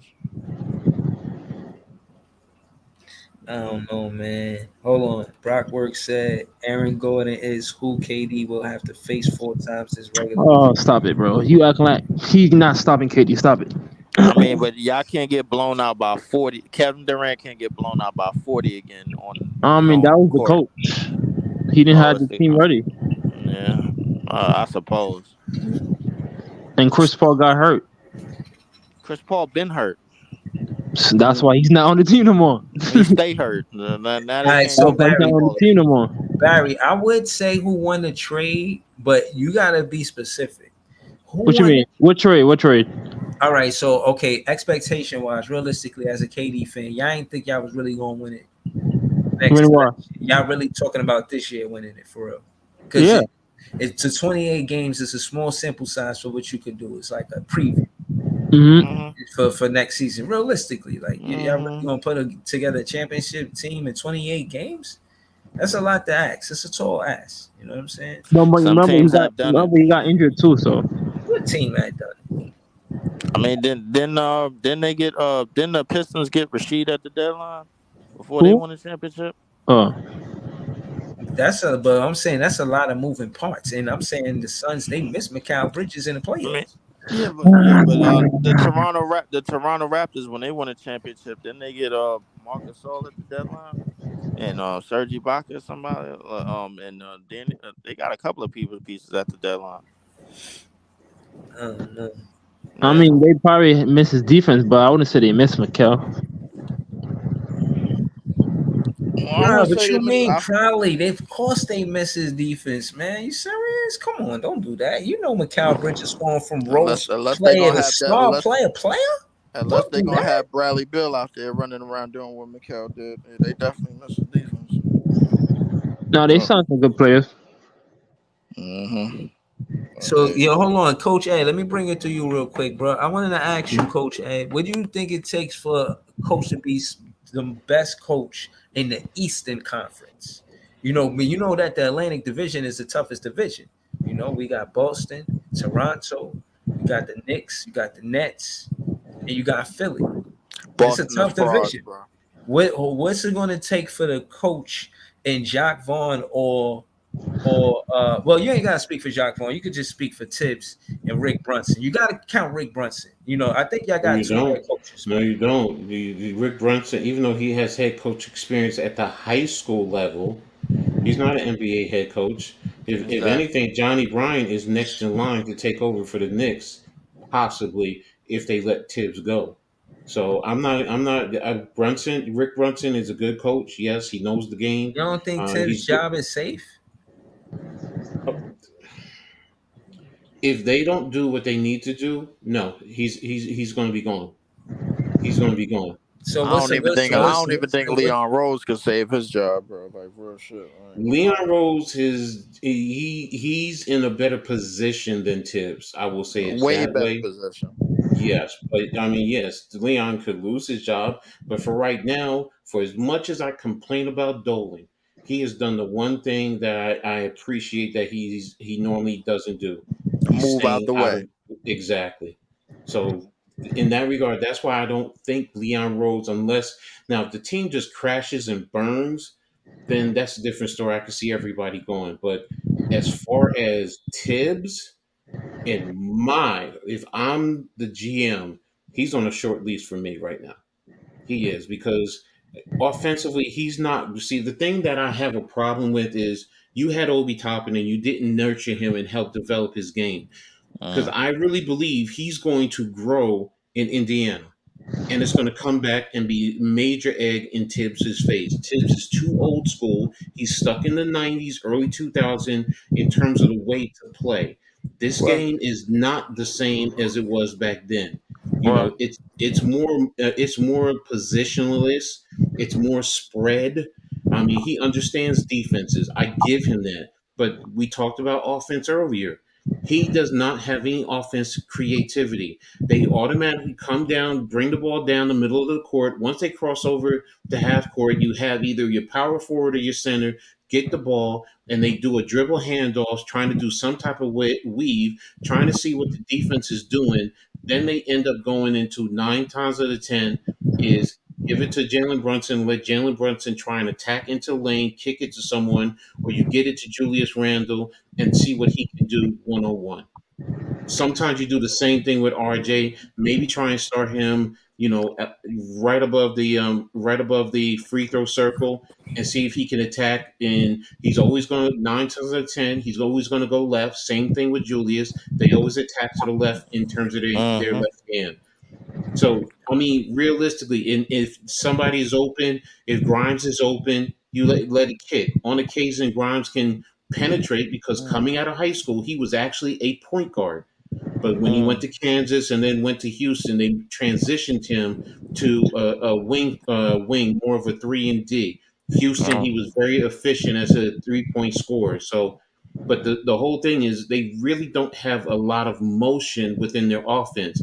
They don't use Mitchell Robinson more in the pick and roll where he could be a threat with a lot of the lobs. Now, Mitchell does have issues with his free throws, so maybe that might be the reason why they're trying not to offensively use him. But I still say you should use him like LA did with Paul and what's his name? Damn, Lob City, not Blake Griffin. What's his name? He Jordan. played with y'all. Yeah, I DeAndre said Jordan. DeAndre. Yeah. So, Yeah, and that's what I mean with, and even in the second unit, sometimes it's the same thing. Get it to Quickly, see what Quickly can do. They put Obi a lot of times in the corner trying to shoot open threes. When coming out of college, yes, he played at Dayton, but he did play with his back to the basket. So he did lead the NCAA in scoring. So he does have an offensive game, but Tibbs' offense is very lacking for me. So this is why I'm very hard on him as a coach and what he brings to the table for his players, because you do have talented players. A whole lot of talented players on this team who should be doing more. Your young skilled players should have been developed a lot more than where they are now. Quickly, when he came in his rookie season, yeah, he was killing it from deep threes, but he showed that he has certain skill sets offensively that he could do. Why is Philadelphia growing Maxi, and they're both pretty much the same player coming from the same school? I think Maxi's upside is a little bit more fluent in the open court. I like seeing Maxi play in these past couple of years and seeing him come into his own. I think he has more of a confidence and more of Bingo. more of a willingness to attack more as opposed to who is this talking about? Damn, just lost the track name. But Quickly. yeah, quickly. But But that's because of Tibbs. Tibbs is holding him back. That's my whole point. This is my maybe whole listen. point. I would say listen. Maybe it is. Listen, I would say that Tibbs is a good. That's one way of saying it. Listen, and it is what it is with it. But I will say this: Tibbs is definitely on a leash. Probably in terms of like being another coach let off the hook, because it seems like they letting the legendary coaches go. Um, Popovich, I didn't even think Popovich was coming back, obviously, until they got Vic. You know what I'm saying? Popovich is about to go into the Hall of Fame, and I didn't even think he was coming back at his advanced age. I thought the job was probably going to be considerably for Becky Hammond. That's what I thought it was going to be, but that's a whole nother story. My point is, everything that you said about Tibbs is right. He's really a coordinator. He still got that 2000 style of coaching, man. Like, we got to get things done on the defense end and do the tangibles. I think players should know that, but that's still, with the way that the game is played today, you got to have a lot more offensive attack, a lot more weapons, and learning how to get guys and get your scores going much easier, as opposed to them just creating their own stuff every single time, because that's basically what the Knicks half court offense is. It's basically, all right, just get your stuff and create it how you're gonna create it, and then do what you're gonna do. Yo, hold on. Let me ask y'all this. I'm asking really Leaf and Coach. I'll say my piece first, then y'all have at it. I looked in and see one of the better offensive plays is the pick and roll. So I'm asking, I think, what I'm saying is about us. I think that we are going to kind of rely to do the pick and roll with I think utilize Kim Town, and I think Mikal Bridges and Cam Johnson are going to know how to do the pick and roll because they got 2 I think it's going to I think it's going to be more dribble handoff style pick and roll, in terms of, like, we throw the ball to either Ben Simmons, or throw the ball to either Ben Simmons or Claxton, and let them do the fake, let them do the dribble handoff and get Mikal open, or get Cam Thomas open, or maybe even Cam Johnson. So I think it's going to be in that aspect, in terms of how the pick and roll is run for us. Now, that's another thing that Cam Thomas said. He said, I'm one of the eldest statements. He said, I've been on the Nets the longest. You know what I mean? Like, it's true. Nick Claxton than him. Like, he's been there. This is his 3rd season there. So I'm just saying that to say, what about you though, Coach? Where do you think I know the pick and roll come from? What, Brunson and Randall? I mean, to be honest with you, I said it earlier. Really, the pick and roll should be starting with Brunson and Mitchell Robinson, because Mitchell can go up there and get it. I'm not saying Julius can't. You can't run the pick and roll and get the pick and pop, because Julius has the outside shot. So you do want to mix it up, but in the same token, with that pick and roll, if the defense is crashing, now you have open shots to possibly kick it out to someone. If they're anticipating, he's going to give it to Mitchell for a high jam because of the impact that he can bring. But now you got Julius can hit an open three a little bit more consistently. I talked about Grimes. RJ is, he's a little iffy, but he gets in those moments where if he's open, he can knock it down, which creates more offense and more scoring opportunities. And then you can get back on defense a lot faster because he likes to be in the defensive mode. So if I'm going to do pick and roll first, I want to start with Mitchell Robinson. Do I transition a little bit to Julius? Yeah, I can transition to Julius, but that's how I'm looking at it in terms of the offense. I mean, the other thing I want to see is motion, backdoor cuts. I mean, those are some of the easiest points you can get. And it's like we don't have that at all in our offense, none, because teams know what our tendencies where you can get something like that, especially with Grimes. Put him in the corner and then let him sneak. That's the one thing that I love about Josh Hart. Josh Hart will move. He will move. Absolutely. He definitely will move, and he'll definitely go for the 50-50 plays. And I think that's one of the reasons why. I think that's one of the reasons why he got the contract that he got. Tibbs, or whether he playing for Tibbs or whether he playing for anybody, you need a player like that.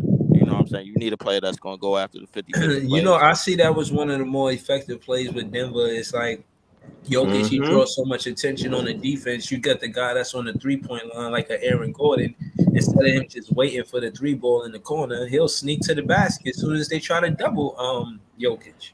Exactly. And they always put Jokic like in a real soft spot. So it's like really tough to guard him. You know what I mean? And that's where now Now, if you want to take Mitchell out of the offense in that situation, that's where Hartenstein shines because he's an excellent passer and he reads the defense very well. Excellent. So now you could do a different pick and roll, and he does have he has a better offensive game than Mitchell, and he has a better outside shot. I'm not going to say he's elite, but he can still get you some mid range and on occasion get you a 3-point shot. But in the pick and roll, he can get you going. He can also read the cutters and get the cutters the ball at the right time. This is what I mean about, and I keep going back to Tibbs. I always go back to Tibbs. Like I killed Julius earlier, but it's a product of Tibbs. It's all a product of Tibbs, and that to me is what is holding the New York Knicks back. Hope I answered your question, Breezy.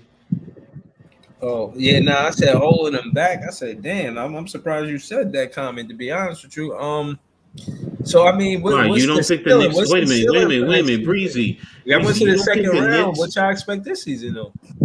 But you don't think the Knicks are being held back? They were beaten by Miami. Now Miami did have a nice run, but Oh you shit! shouldn't have let Miami beat you. I'm Why you sorry, say you that? shouldn't have.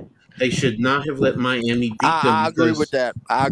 I think listen, any chance you get Brunson ain't with let him beat him. He looking like no, I not yeah, won. nah, that's my Y'all Brunson showed lost. out. point. But listen, with Brunson being the Brunson best played player. 48 minutes.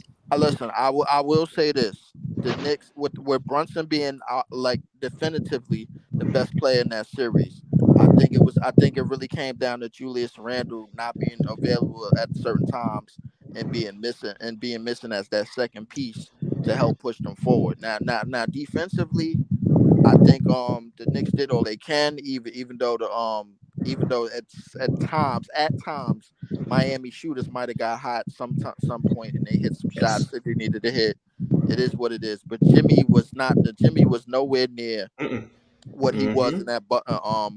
in the previous series that he was in the Knicks series. Nowhere near. The best player in that series easily was Jalen Brunson.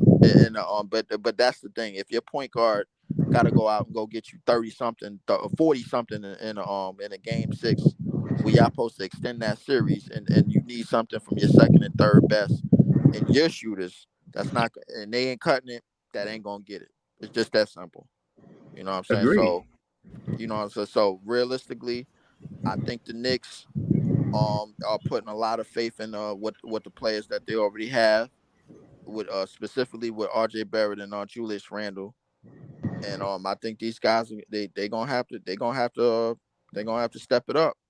They're gonna have to step it up one a couple of notches on that ladder and get it together, man. I think And with the way that Tibbs run his office, I think it's sort of a sure shot, man, from happening. But I mean, it can and happen. this is where I think you, to be honest with you, if you guys do what you need to do and Tibbs continues to coach this way, if Jacques Vaughn really does what he needs to do, he can push you guys over the Knicks. He can push you guys over, even though you can argue we have better some better one-on-one talented players, Mm-hmm. Mm-hmm. but as a team, that's Mm. where my issue is. Yeah, yeah. And That's it exactly, Coach. I think as a team, I think we'll be able to ignite a lot of the guys. Of course, because Ben Simmons is going to be our lead facilitator, obviously, and with him pushing the pace and pushing the tempo and create more open court opportunities and the more fast break opportunities, it's going to give our guys a lot. It's going to give our guys a lot of opportunities to score Yo, easier. You know what I'm I saying? think So I because we think gonna Jacques run. Vaughn. Yeah, no. To add to what you said, Leaf, I think Jacques Vaughn advantage not over Tibbs, but just advantage in coaching is that he could get it right this time. He can I mean, make yeah, he definitely. can make it right this time. Definitely he could get it right because he doesn't have the liabilities defensively that he had last year that he has to play. The only defensive liability that we have is Cam Thomas. That's it. Listen, oh man, listen, and hold on, man.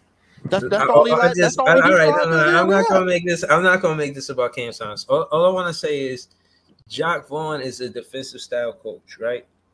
Right. And he surrounded himself with guys the way he felt like he can work with them. He built with them. He got history with them. So he's not going to be somebody who feel like he needs to learn offense and be a master of it because his crew, his coach crew. You know what I'm saying to help him with the offensive side of the ball and just players like Cam Thomas make Jock Vaughn's job easier.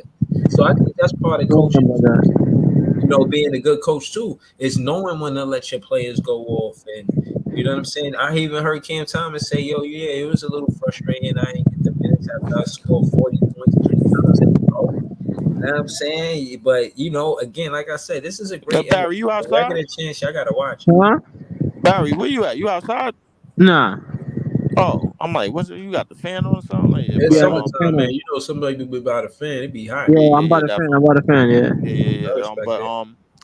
I will say everything that coach said in terms of team, I think we can be able to ignite with the tempo pushers because the tempo pushers on our team are going to be able to ignite and have a lot of our scorers, whether it's Mikal, Cam Johnson, Cam Thomas, whoever is like our shooters and our But runners. no, A and lot of us I scoring agree with easy. Coach. Hold on, I agree with Coach Leaf when he said that he said they got better one-on-one scorers, but for whatever, I still want to go at it. Y'all got Jalen Brunson, right? Uh-huh. Y'all got who else? Julius They Randle, got Julius Randle, R.J. Barrett. R.J. Quentin Barrett, They all Grimes. listen. All three of quickly. them is better one on one players. No, they are, but we still got players that could create their own shot. That's what I'm getting to. Yes, yes, They yes. may We be can. Yes. able to be better one-on-one players, but we still got players that can create their own shot. I would say Mikel plays better off of motion offense, giving goals, dribble handoffs, stuff like that. Cam Like Johnson. quick Can Cam Johnson create his own shot? That's what Cam we need to be Johnson, talking no, about. but Cam Johnson is more catch and go as well. But Hmm. this is why I think this is one of the reasons why I think it's gonna work out as long as Ben Simmons plays. Who? That's what I said. Yeah, yeah, yeah. We gonna get yeah, we gonna get Barry to keep saying that shit. So Very funny for that. yeah, yeah. So as long as our best facilitator plays, we could ignite that. That's the thing. And it ain't gonna be no damn Spencer Dinwiddie. I know that for sure. So But my he's thing, somebody who could score one-on-one though. yeah, he is somebody that could score one on one, but he can't score one on one better than Jalen Brunson, R.J. Barrett, or whatchamacallit. We don't need him to. But Jock We don't. Vaughn being the offensive, you gotta realize our whole game changed. When Right. KD and Kyrie was here, we were supposed to dominate and score. Remember one season, we led the league in offense efficiency or something like that. Yes. And I'm saying that to say, yeah, that was the style of play when they were here. Our whole style of play is going different now. You know what I'm saying? That's what Right. I'm trying to tell Barry. You know what I mean? He be want to talk about KD and his super team. I'll be like, yo, bro, like our team change player wise, but also the way we win, the way we approach the game is different. So it's not just different players with us, it's a different style of play. We are more defensive style team, which I think is more New York, more Brooklyn. You know what I'm saying? I think it fits our identity more. I Yeah, feel but y'all not gonna be scoring like that though. But I think that's where the defensive part comes in, man, because Yeah, we got a but lot of guys. We got I mean, you can play defense, but your offense gonna have to be going too though. Yeah, we can. But listen, bottom line, we still got players that can get both feet in the paint. he walked it back, Brockwork. I seen that interview. He said that, but then he was like, He did yo, walk it. He did walk that back, but yeah, he did. he did walk that back. But I think the bottom, like, we still got players that could get both feet in the paint. Like, And get something going, bro. Like, I mean, it is what it is. Like, we just gonna have to figure it out. yeah, But I think our go to our identity is gonna be our wingspan on defense, and we're gonna like offense is gonna be self explanatory. We're gonna try to get more opportunities in in the open court on some basically on some like how J Kidd was when he was here. Like just because we ain't have no whole half court set when he was here, bro. Like, and we still don't now, all these years later. So it Everybody is what keep it talking is. about Ben Simmons. Barry don't like when we talk about Ben Simmons, and I I nah, told you I don't want to be talking I about didn't Ben even say Simmons, his name. I didn't even say his name, bro. but no, I'm telling you, man. You ain't telling me nothing. I seen FYF Sports the other day, and he was contrasting Jason Kidd to Ben Simmons. Oh hells no. That's a He little had a crazy. That's a whole little five crazy. hour stream. I mean, yeah, they was talking That's a about little different crazy. stuff, but That's a little outrageous. he was making a strong case about his earlier Ben Simmons and how his style of play was, and how Jason Kidd they used to Not call even close. Not even close. Jay, and He was just all of wasting his this time doing that. stuff he was saying about you know And you him. believe it, right? Bro, I mean, I'm listening to it, and I know what I know about Kid, and I know what he talking about on Philly. Again, like I said, when he was on Philly, I treated him like he was on Philly. He wasn't no Nets player, so I treated him like he was a 76 player. But now that he a Brooklyn Nets player, I'm saying give him a chance. Don't be mad at him for wearing the lavish clothes that he wear at the game. Don't be mad You're gonna see him more. You're gonna see more drip Look, this that he season. likes to dabble with. I'll tell you this, bro. Like at this point, we You done don't. backed up. We don't listen. At this What up, point, Kid? this is What up, something that man? I ain't been on this shit in a minute, man. What I up, know. man? I haven't been on what's shit in a good with minute. it. What's good with it? My Go ahead, fault. Leaf. Yeah, Things yeah. are Hold it lit. down, But hold it listen, down, bro. at this point, something that me, Barry, and who everybody else know, we done backed ourselves into a corner, and now we ain't got no choice. That's the bottom line, Yeah, bro. Like, yeah, you can say listen, that. Yeah. that's the bottom line. So like, I as mean, far as if he don't do nothing this year, bro, I don't know what to say. I Who don't know. What Ben? to Who Ben? if nothing don't shake this year, bro, like say. I don't know I what don't to say. Nah, for some reason, I kind of believe in him. I don't know why, bro. Wow. I don't know what's in me that believe in him after all the shit we just went through this season. But I just believe in I him for I don't hear some know that reason. why every year. neither, but I don't I either. don't know. I feel like you work so hard to get to the A, and like you still wanna like the thing about getting to the A is when you get to the A, that's the easy part. Like the hard part is staying in the A, bro. That's the hard part about the Bro, A all Ben nowadays. Simmons cares about is fashion and his clothes and his cars. That's all But he cares. but That's what it listen, seems he like. gonna lose money if he don't like play good, bro. Like team not gonna want to pay him, but especially with the new CBA, bro, he gonna get treated like a role player. So that means he gonna be making less than what he making right now. Yeah, that's Come this it. next contract. I think this. Listen, if this new CBA don't humble him, bro, like I don't know what will, bro. Like I'll be honest with It's gonna humble a lot of players, not just Ben, bro. A lot of players. Yeah. you. Yeah. Kawhi Leonard. Huh? I like Kawhi got it. Nah, Kawhi got something that people don't know about in his knee or something, What you bro. Like mean? I don't. Just generate It's needs. something. That's It's what you not mean? because you got to think about it. They low managed him, and he's still getting hurt. Yeah, bro. I don't be thinking he hurt though. I don't know. Nah, Hold on. I feel like he hurt, but he could play through it. Like he injured. I don't think he's hurt. I think he's injured. Like he could play through it. Kawhi probably saying I won a championship with the Spurs in Toronto. I'm good. Yeah, like And he he won don't with the care. Spurs, like you said, the Spurs Toronto, and he back home. It's not like he's just in Cali, like he Yeah, from bro. here. He's back You know home, what man. I'm saying? He They're said like, he yo, getting man, we easy got money. come on, man. They got him living a good life over there, man. He ain't worried about nothing. Shout out to Leaf, man. I don't know where he went though, man, but shout out to Brockwork. Hold on. He said, we talking about a 3-time All-Star before the injury. Okay. Man, if y'all So believe in Ben Simmons, I don't know. It's hold on. Do y'all 2022. give credit? Do y'all give credit to stuff like this where you say Anthony Edwards was the future coach? Now you know they spicing it up. You know what I'm saying? But y'all really think that Anthony Edwards ends his career as a Minnesota Timberwolves? Hmm. Like y'all don't see him leaving that team. Y'all give credit Depends to on the that, or y'all think CBA. that's It just like depends on it's the CBA and whatever team he's going to. Now, if you're talking as a free agent, you know he can only make the most money. What is he after? Is he after the money or is he after chips? Because Yeah. if he's after chips and Minnesota's not in the position to win championships, then I see him going to another team. Yes, especially if he's still able to maximize his talents.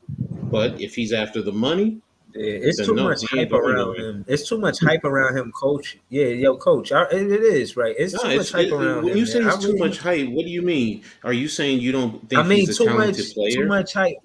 No, no. I'm saying that I don't think he care about putting Minnesota on the map. Like, there's no, like for instance, even with the whole situation, the building around him and trying to win now. I know that's why they went and got Rudy Gobert, but they actually missed on that. And I don't think that Minnesota is a market that he's going to retire in. I just don't feel like Anthony Edwards with all of the hype around him. And I'm saying hype in the sense like he does, it's well deserved. He can really hoop. You know what I'm saying? Mm-hmm. I got nothing but good things to say about Anthony Edwards, but I just don't see him retiring with the Minnesota Timberwolves, man. I don't. I see So him in other doing words, something. what you're saying is more. It's not more of him. It's more of the market. You don't believe Minnesota is the market that they can win overall. Yeah, I don't think That's he what. happy there, man. I don't. I think that I don't see him staying there. I don't know, Now man. I again, just are you saying now? Let's take it a little step further. Okay, he's not happy there. Are we talking about right now? Is he asking? Do you think he's going to ask for a trade? And if so, does Minnesota trade him to a team that could possibly contend, or are they going to trade him to a team where you know what he's going to go somewhere where he's not going to be in a position to contend, and then he's just not going to be happy there also? Unless you're talking about like one of the LA markets, even if they're not doing well, but they trade them there, or even one of the New York markets, for argument's sake, that's a different story. But or to Atlanta because he's from Georgia, that's a yeah. different type of situation. But overall, Minnesota's going to want to get something for him if they're going to trade him, and if he's a free agent, then he's going to be losing money. What about look at this? Look at this defense right here. I just imagine this is what Mikal Bridges do to Jalen Brunson. Like I Hold don't on a know second. why I Hold think on. like Hold on. that, Hold on. man. I'm Let too. me. I'm not on the. Hold on a minute. I'm on the string yard now. Okay, go ahead. Did you see Mikal Bridges? Yeah, Just he imagine. caught him though. He caught him though. No, bro, that's good defense. He got recovery speed. Yeah, but he still Okay. got beat in the paint. He got beat in the paint. Yeah, he got beat in the paint though. Because look, you go here, going to let he got. Yeah, he got beat because he He opened up lucky. the. He lucky. What a call help though. Pablo help. Now, now I will say this: it's bad defense by the whole team. Because he does need who's that at 7? That's Ingram. Ingram should have done a better job Yeah, coming down to he close should Mhm. have down. helped more. And I know Right. That dude shoot by the half court line, man. You ain't even got to play exactly. defense on him. And that's my point. So yeah, Bridges got beat. He got beat, but he needed the help to close that down because that's too much penetration down the lane. That's where Brandon Ingram should have been. He should have been a little step further down towards the free throw line, which stops that penetration. All He right. still would have the ability to recover if he kicks it to his man out there on the wing. His man now, if he has crazy range like that, I'm sorry, tip your hat. That range You is know, crazy, bro. that's Come a on, Steph Curry. man. That's a Steph Curry range. If he had that kind of range, yeah, okay, no problem. Tip your hat. But Yeah. Ingram should be No, down but more. I'm taking that over somebody getting to the paint that close to the paint. I'll give you that. So to add to what you said, Coach, what I'm saying is with BI, with him being right there at the top of the key, he closed in right there. You make Yeah, Yes, him pass right there. You know what I mean? You don't wait. change You show him ain't no opening right there. Right there. You go right there. So you show him exactly. ain't no opening right there. And then he gotta pass it. So yeah, I agree with you. And but Mikhail 1-on-one, yeah, he got caught. He got caught, and you know what? Every player in the NBA gets caught. I'm sorry, everybody yeah, makes it seem like oh, you're gonna shut them down, shut everyone down. Even LeBron, who's considered a very good defender, he gets caught. So Michael Jordan got caught by Allen Iverson. Come yeah, on, we just got to stop with the he got caught and you're gonna get And a beat. chance Now, for a three-point play the like you said, old-fashioned way. he had Simmons fakes decent the handoff to recovery. Thomas. yeah. Right. That's what I'm So saying. He have a recovery speed. Gotta respect the recovery yeah, speed. to me it's like football, man. It's like football with a defensive back. He's gonna get beat. What's your recovery speed? But you still also need help from time to time. So Instead, it's Bridges. Yeah, definitely need Bridges. that. Contact. And that's why I agree with you about BI. And I think that's what the strength of the Nets is going to be being able to have switch defense. And then look, you see that alley oop. I think we're going to do a lot of that too. Look for that pick and roll between Mikal Bridges and Nick Claxton. You know what I'm saying? Damn, he just got up on him right there. This is when Mikal scored like 40.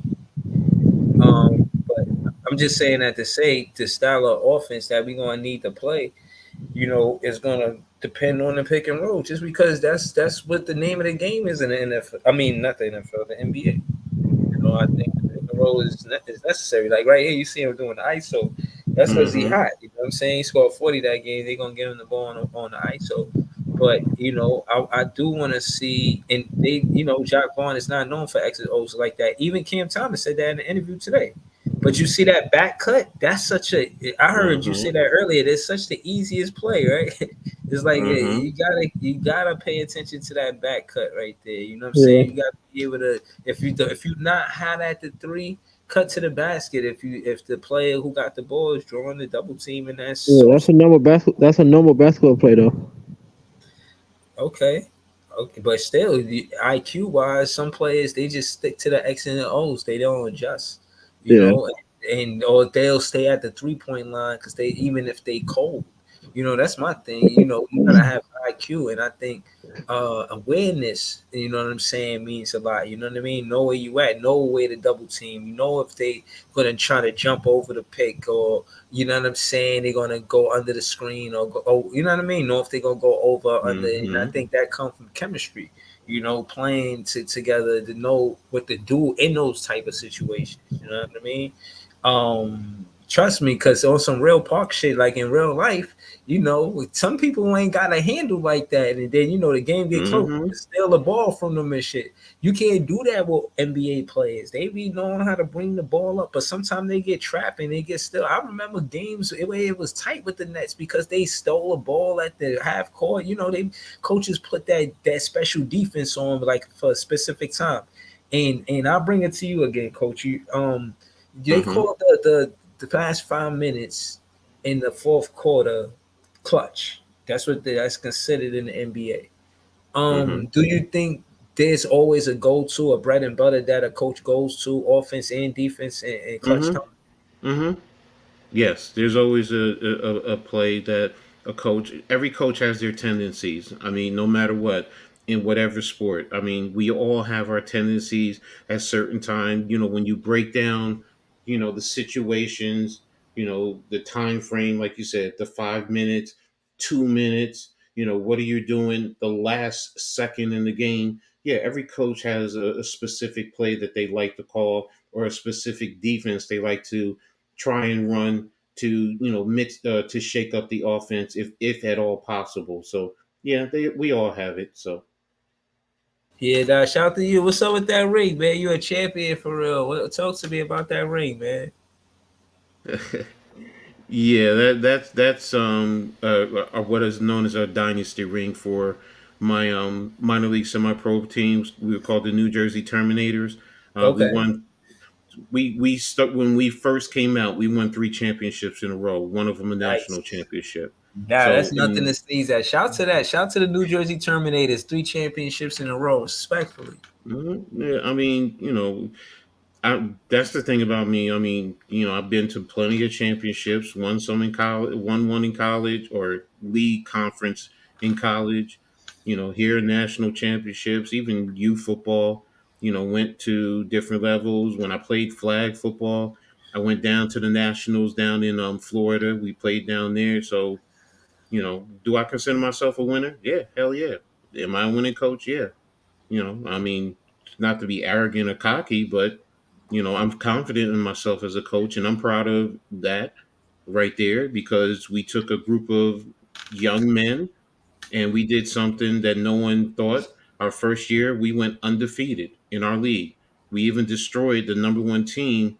They made us go up to their place in the championship when we were out distancing and out pointing. We were averaging, beating everyone we played by 43.6 points per game. Sheesh.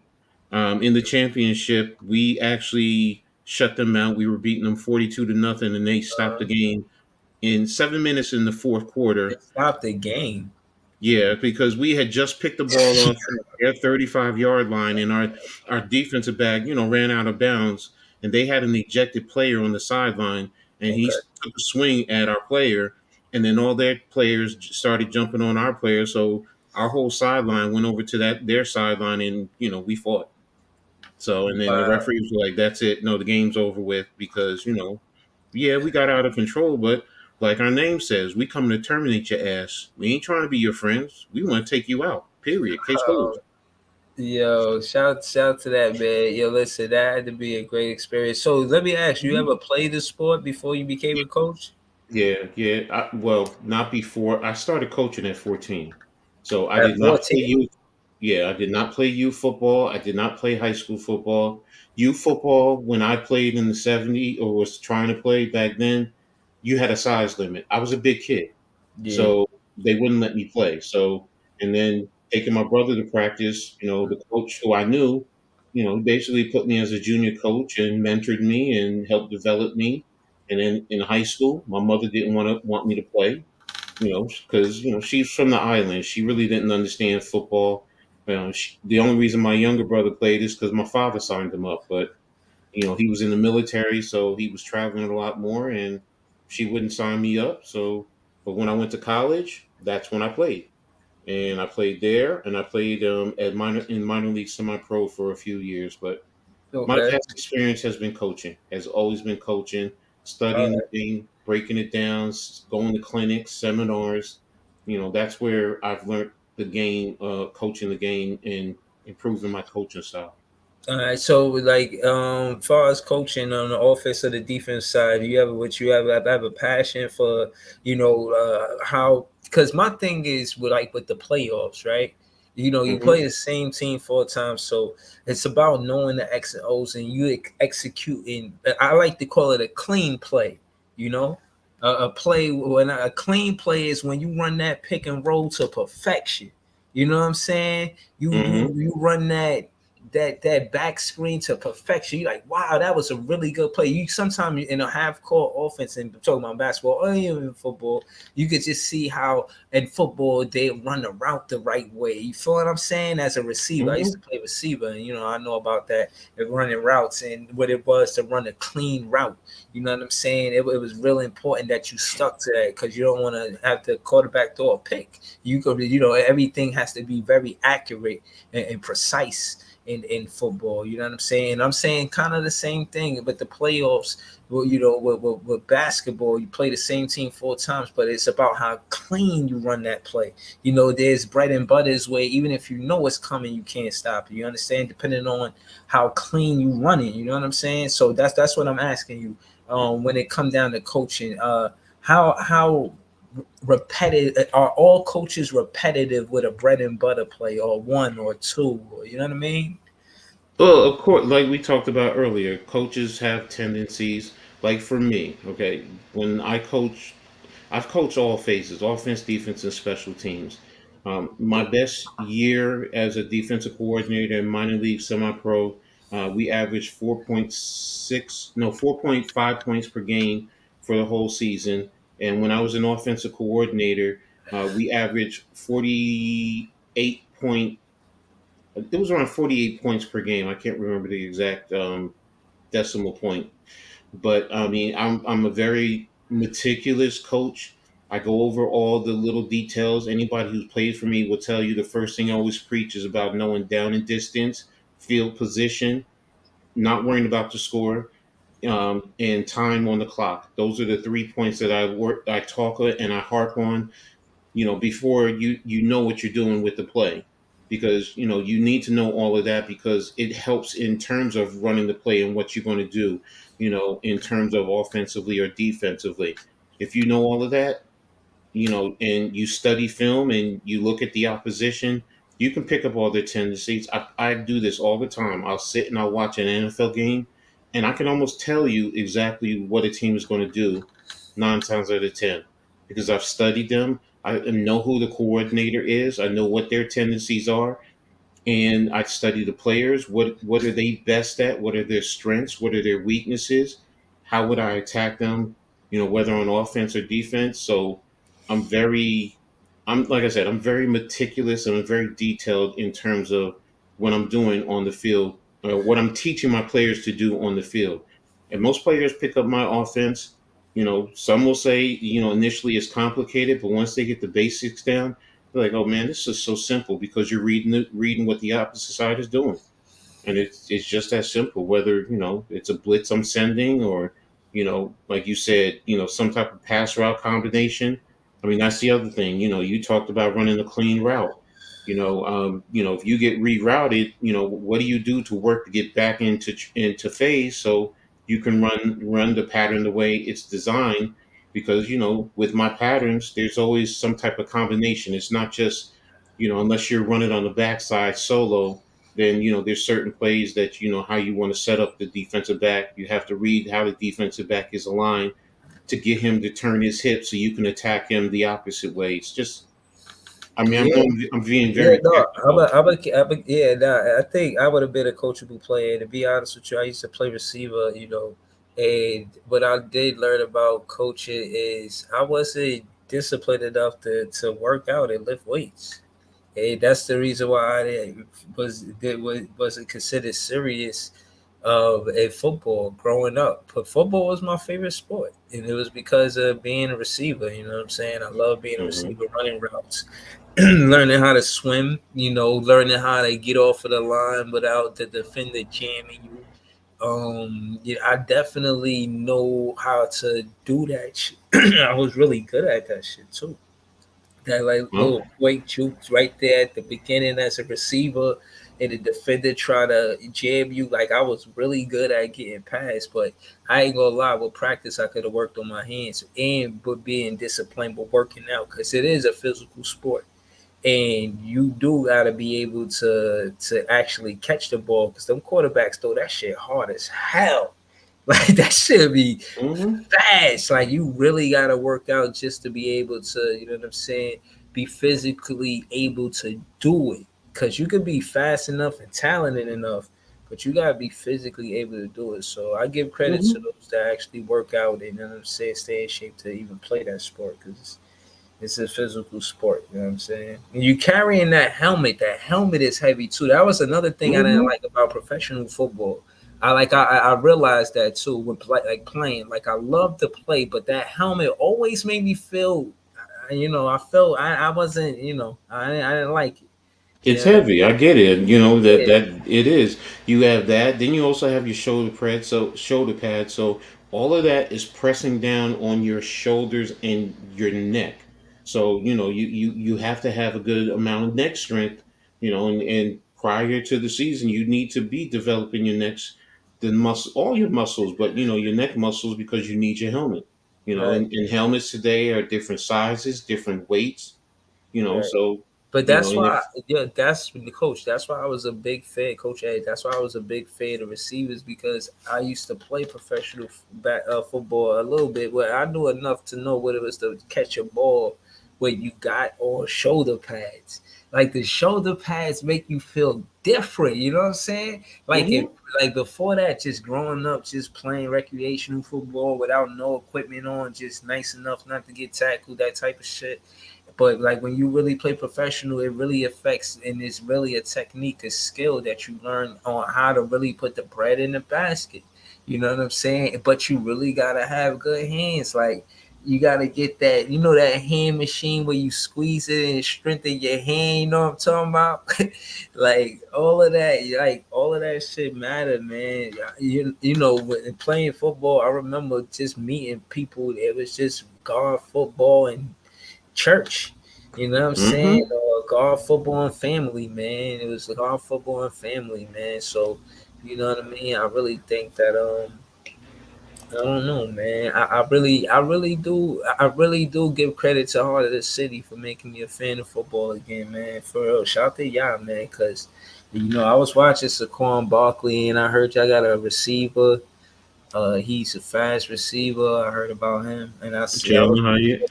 Yeah, I was listening to y'all the other day too. They was talking about them. And what do you think about him coming out of college? Did you watch him in college or? Yeah, I watched him in college. I mean, I saw what he did to Alabama. Early in the season, he destroyed Alabama.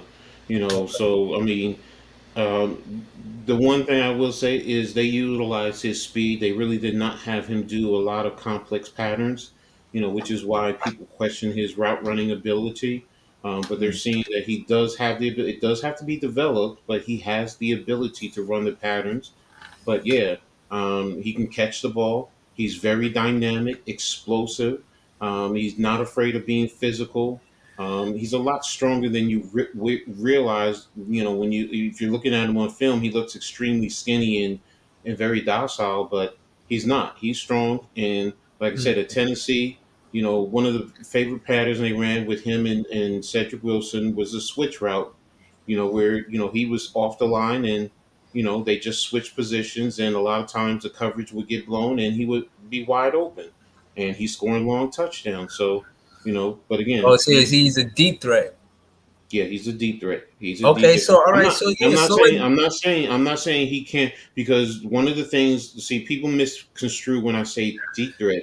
His speed can also be used in the short game, where you just get him in a crosser against man, 1-on-1 with a slot cornerback or a linebacker.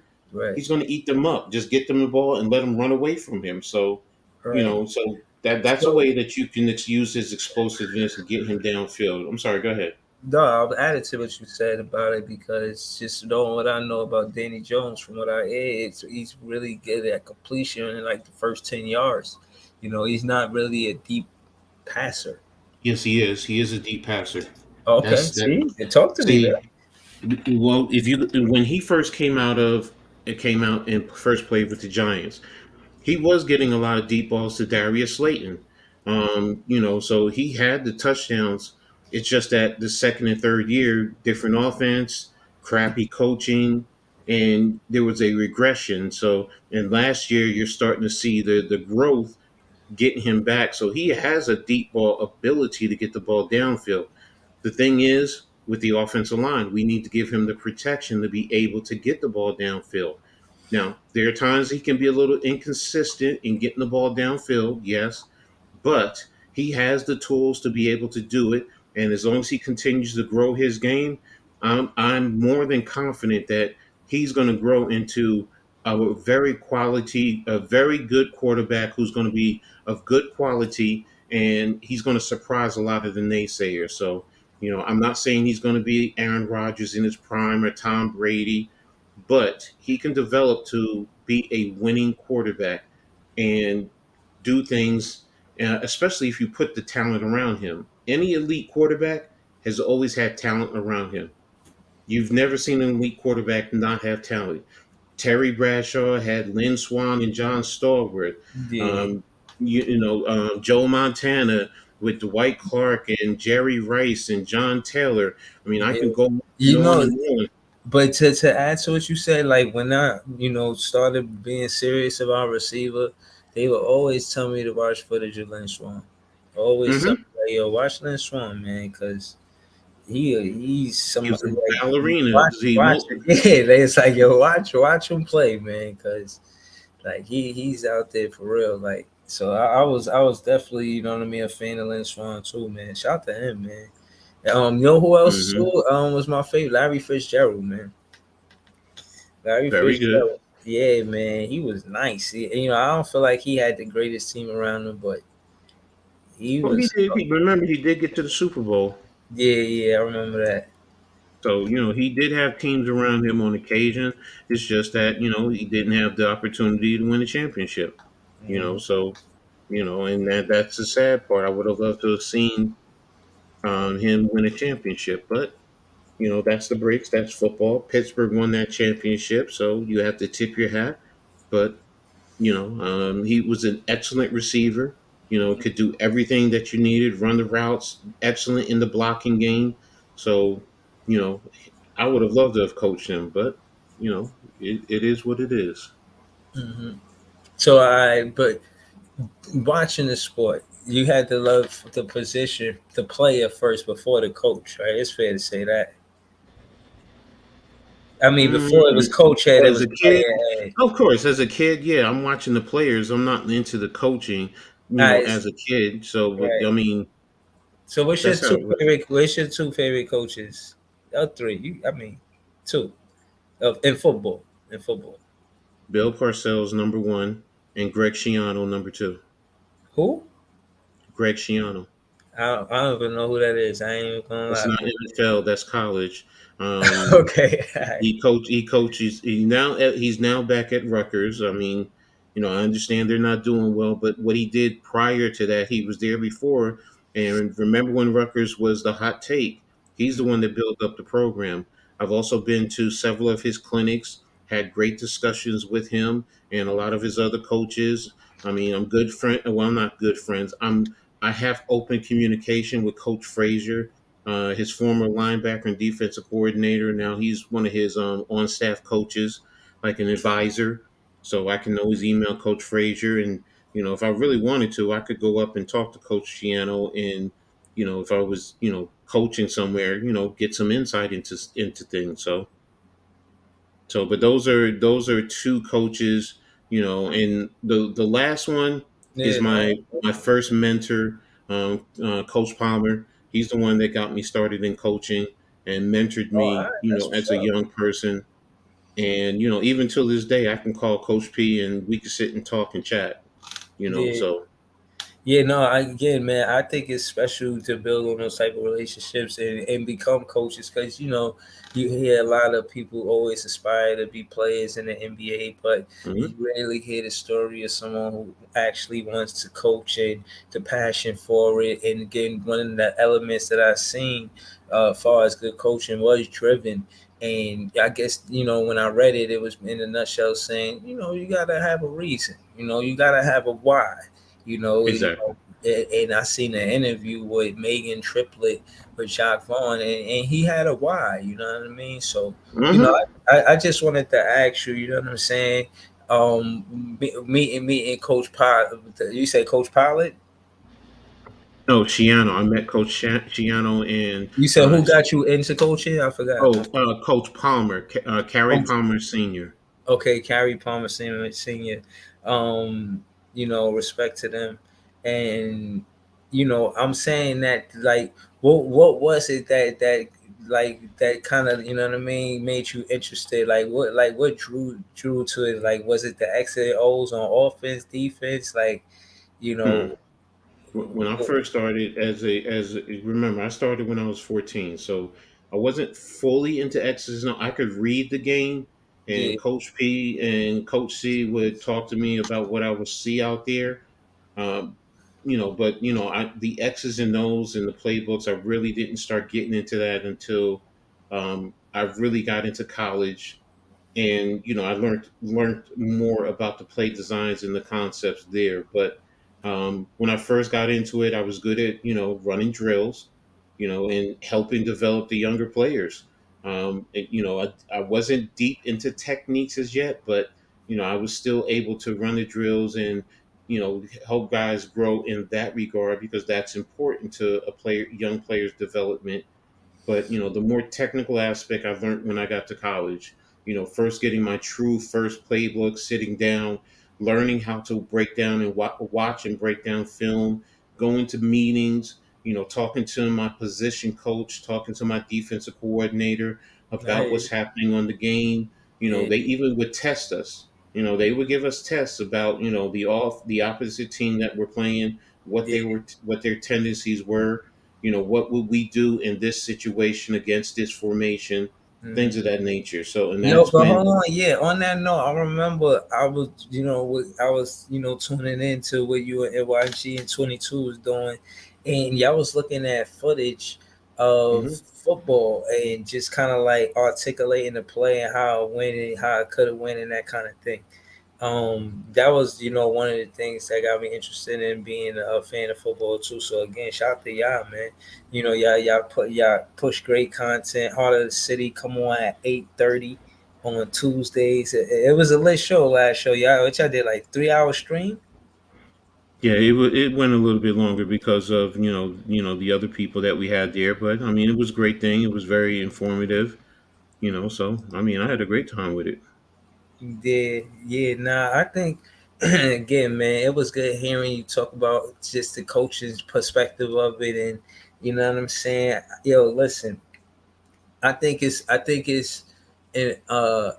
impressive to be able to spend 10,000 hours in doing anything. I think you become an expert at it, and you know what I'm saying. I like to see anybody passionate about what it is they love. You know what I'm saying, and spend time doing what they love. And I hear that when I hear Coach Ed talk the game. Yeah, man, it's always good talking to you, man. Shout to Heart of the City, man. You got anything coming up? Yes. I'm supposed to be setting up for Saturday to do. It's called Smash Mouth Trash Talk, where you come on and we talking football, but we talking. Look, I'm a Giants fan. I'm going to be talking trash about them sorry ass Cowboys. I can't stand them. Disgusting organization. But we just have fun with it. Come on and people talk trash. I mean, I'm still just working, doing videos of what's been going on, and not just that. I'm also going to be prepping for my podcast, which is always every Wednesday. Mhm. Um, Talk to me. um, yeah, it's on Shadow World's radio network, 12 noon to 2 p.m., where I give you my perspective on what's going on in sports, whether it's the WNBA, baseball, NFL, basketball, college sports, doesn't matter. Mhm. I sit down, I talk about different things, and, I just prep it during the weekends. I go through, look at things. We have preseason going, so I'm going to be talking about preseason a lot more, what I'm seeing about the games. And, I do my recording and then I do my editing and prep it so I can get it to my producer so he can review it before it goes live on Wednesday. So, that's pretty much it. I mean, even now, like we've been talking. Somebody asked me to review some film from the Jets Browns game and give them a report on some of the Yeah, film. see, I'm not So the while only we've fan. been doing that, while we've been sitting here talking, I'm sitting here down breaking down film and writing up my report on what I'm seeing on some of the players. Yeah, man, So, talk to me. Yo, so man, that's what I'll be saying, man. Listen, man, I'm always saying Nets fans is the best fans, but shout out to Coach A. He's a cool Knicks fan. He's a dope Knicks fan. And, he just, what I mean, be on Heart of the City. You hear everything he in the mix, you know what I mean? You know me, you know what I'm saying? I'm going to be here with more footage about Cam Thomas because it ain't over, you know? I ain't even get through half of it, you know what I'm saying? Shout out to Leaf and everybody that was on the panel. Shout out to the whole chat. You know what I'm saying? I appreciate all y'all, man. hey, And appreciate you, man, being here doing this. I mean, I know it's late, but it's a good thing. So, I mean, hell, I've been on so many streams today. So, I mean, I did video, I did an interview today. I did pick and roll basketball with Michkowski. mm, Um, out here. I did Big Pat's podcast. I mean, live stream. And now I'm doing yours. Yeah, I mean, like I said, I've been busy all day. So, man, Yo, probably man. probably get up tomorrow and start breaking down some film somewhere. Oh, tomorrow's the first NFL game, so our preseason game. So I'm probably gonna be watching football. So, Oh, all right, man. So, yo, check for Coach Ed, man. Like, share, comment, subscribe. Throw your link in the chat, man. You know what I'm saying? oh, Please, okay. man. Appreciate y'all, man. Football season start. If y'all would like football, y'all want, get some recaps. Like talking to one of the guys, man. It's all again, like I said, I stopped watching football. I became a fan again, listening to him in NYG 22. Shout out to Unpopular Opinion Sports.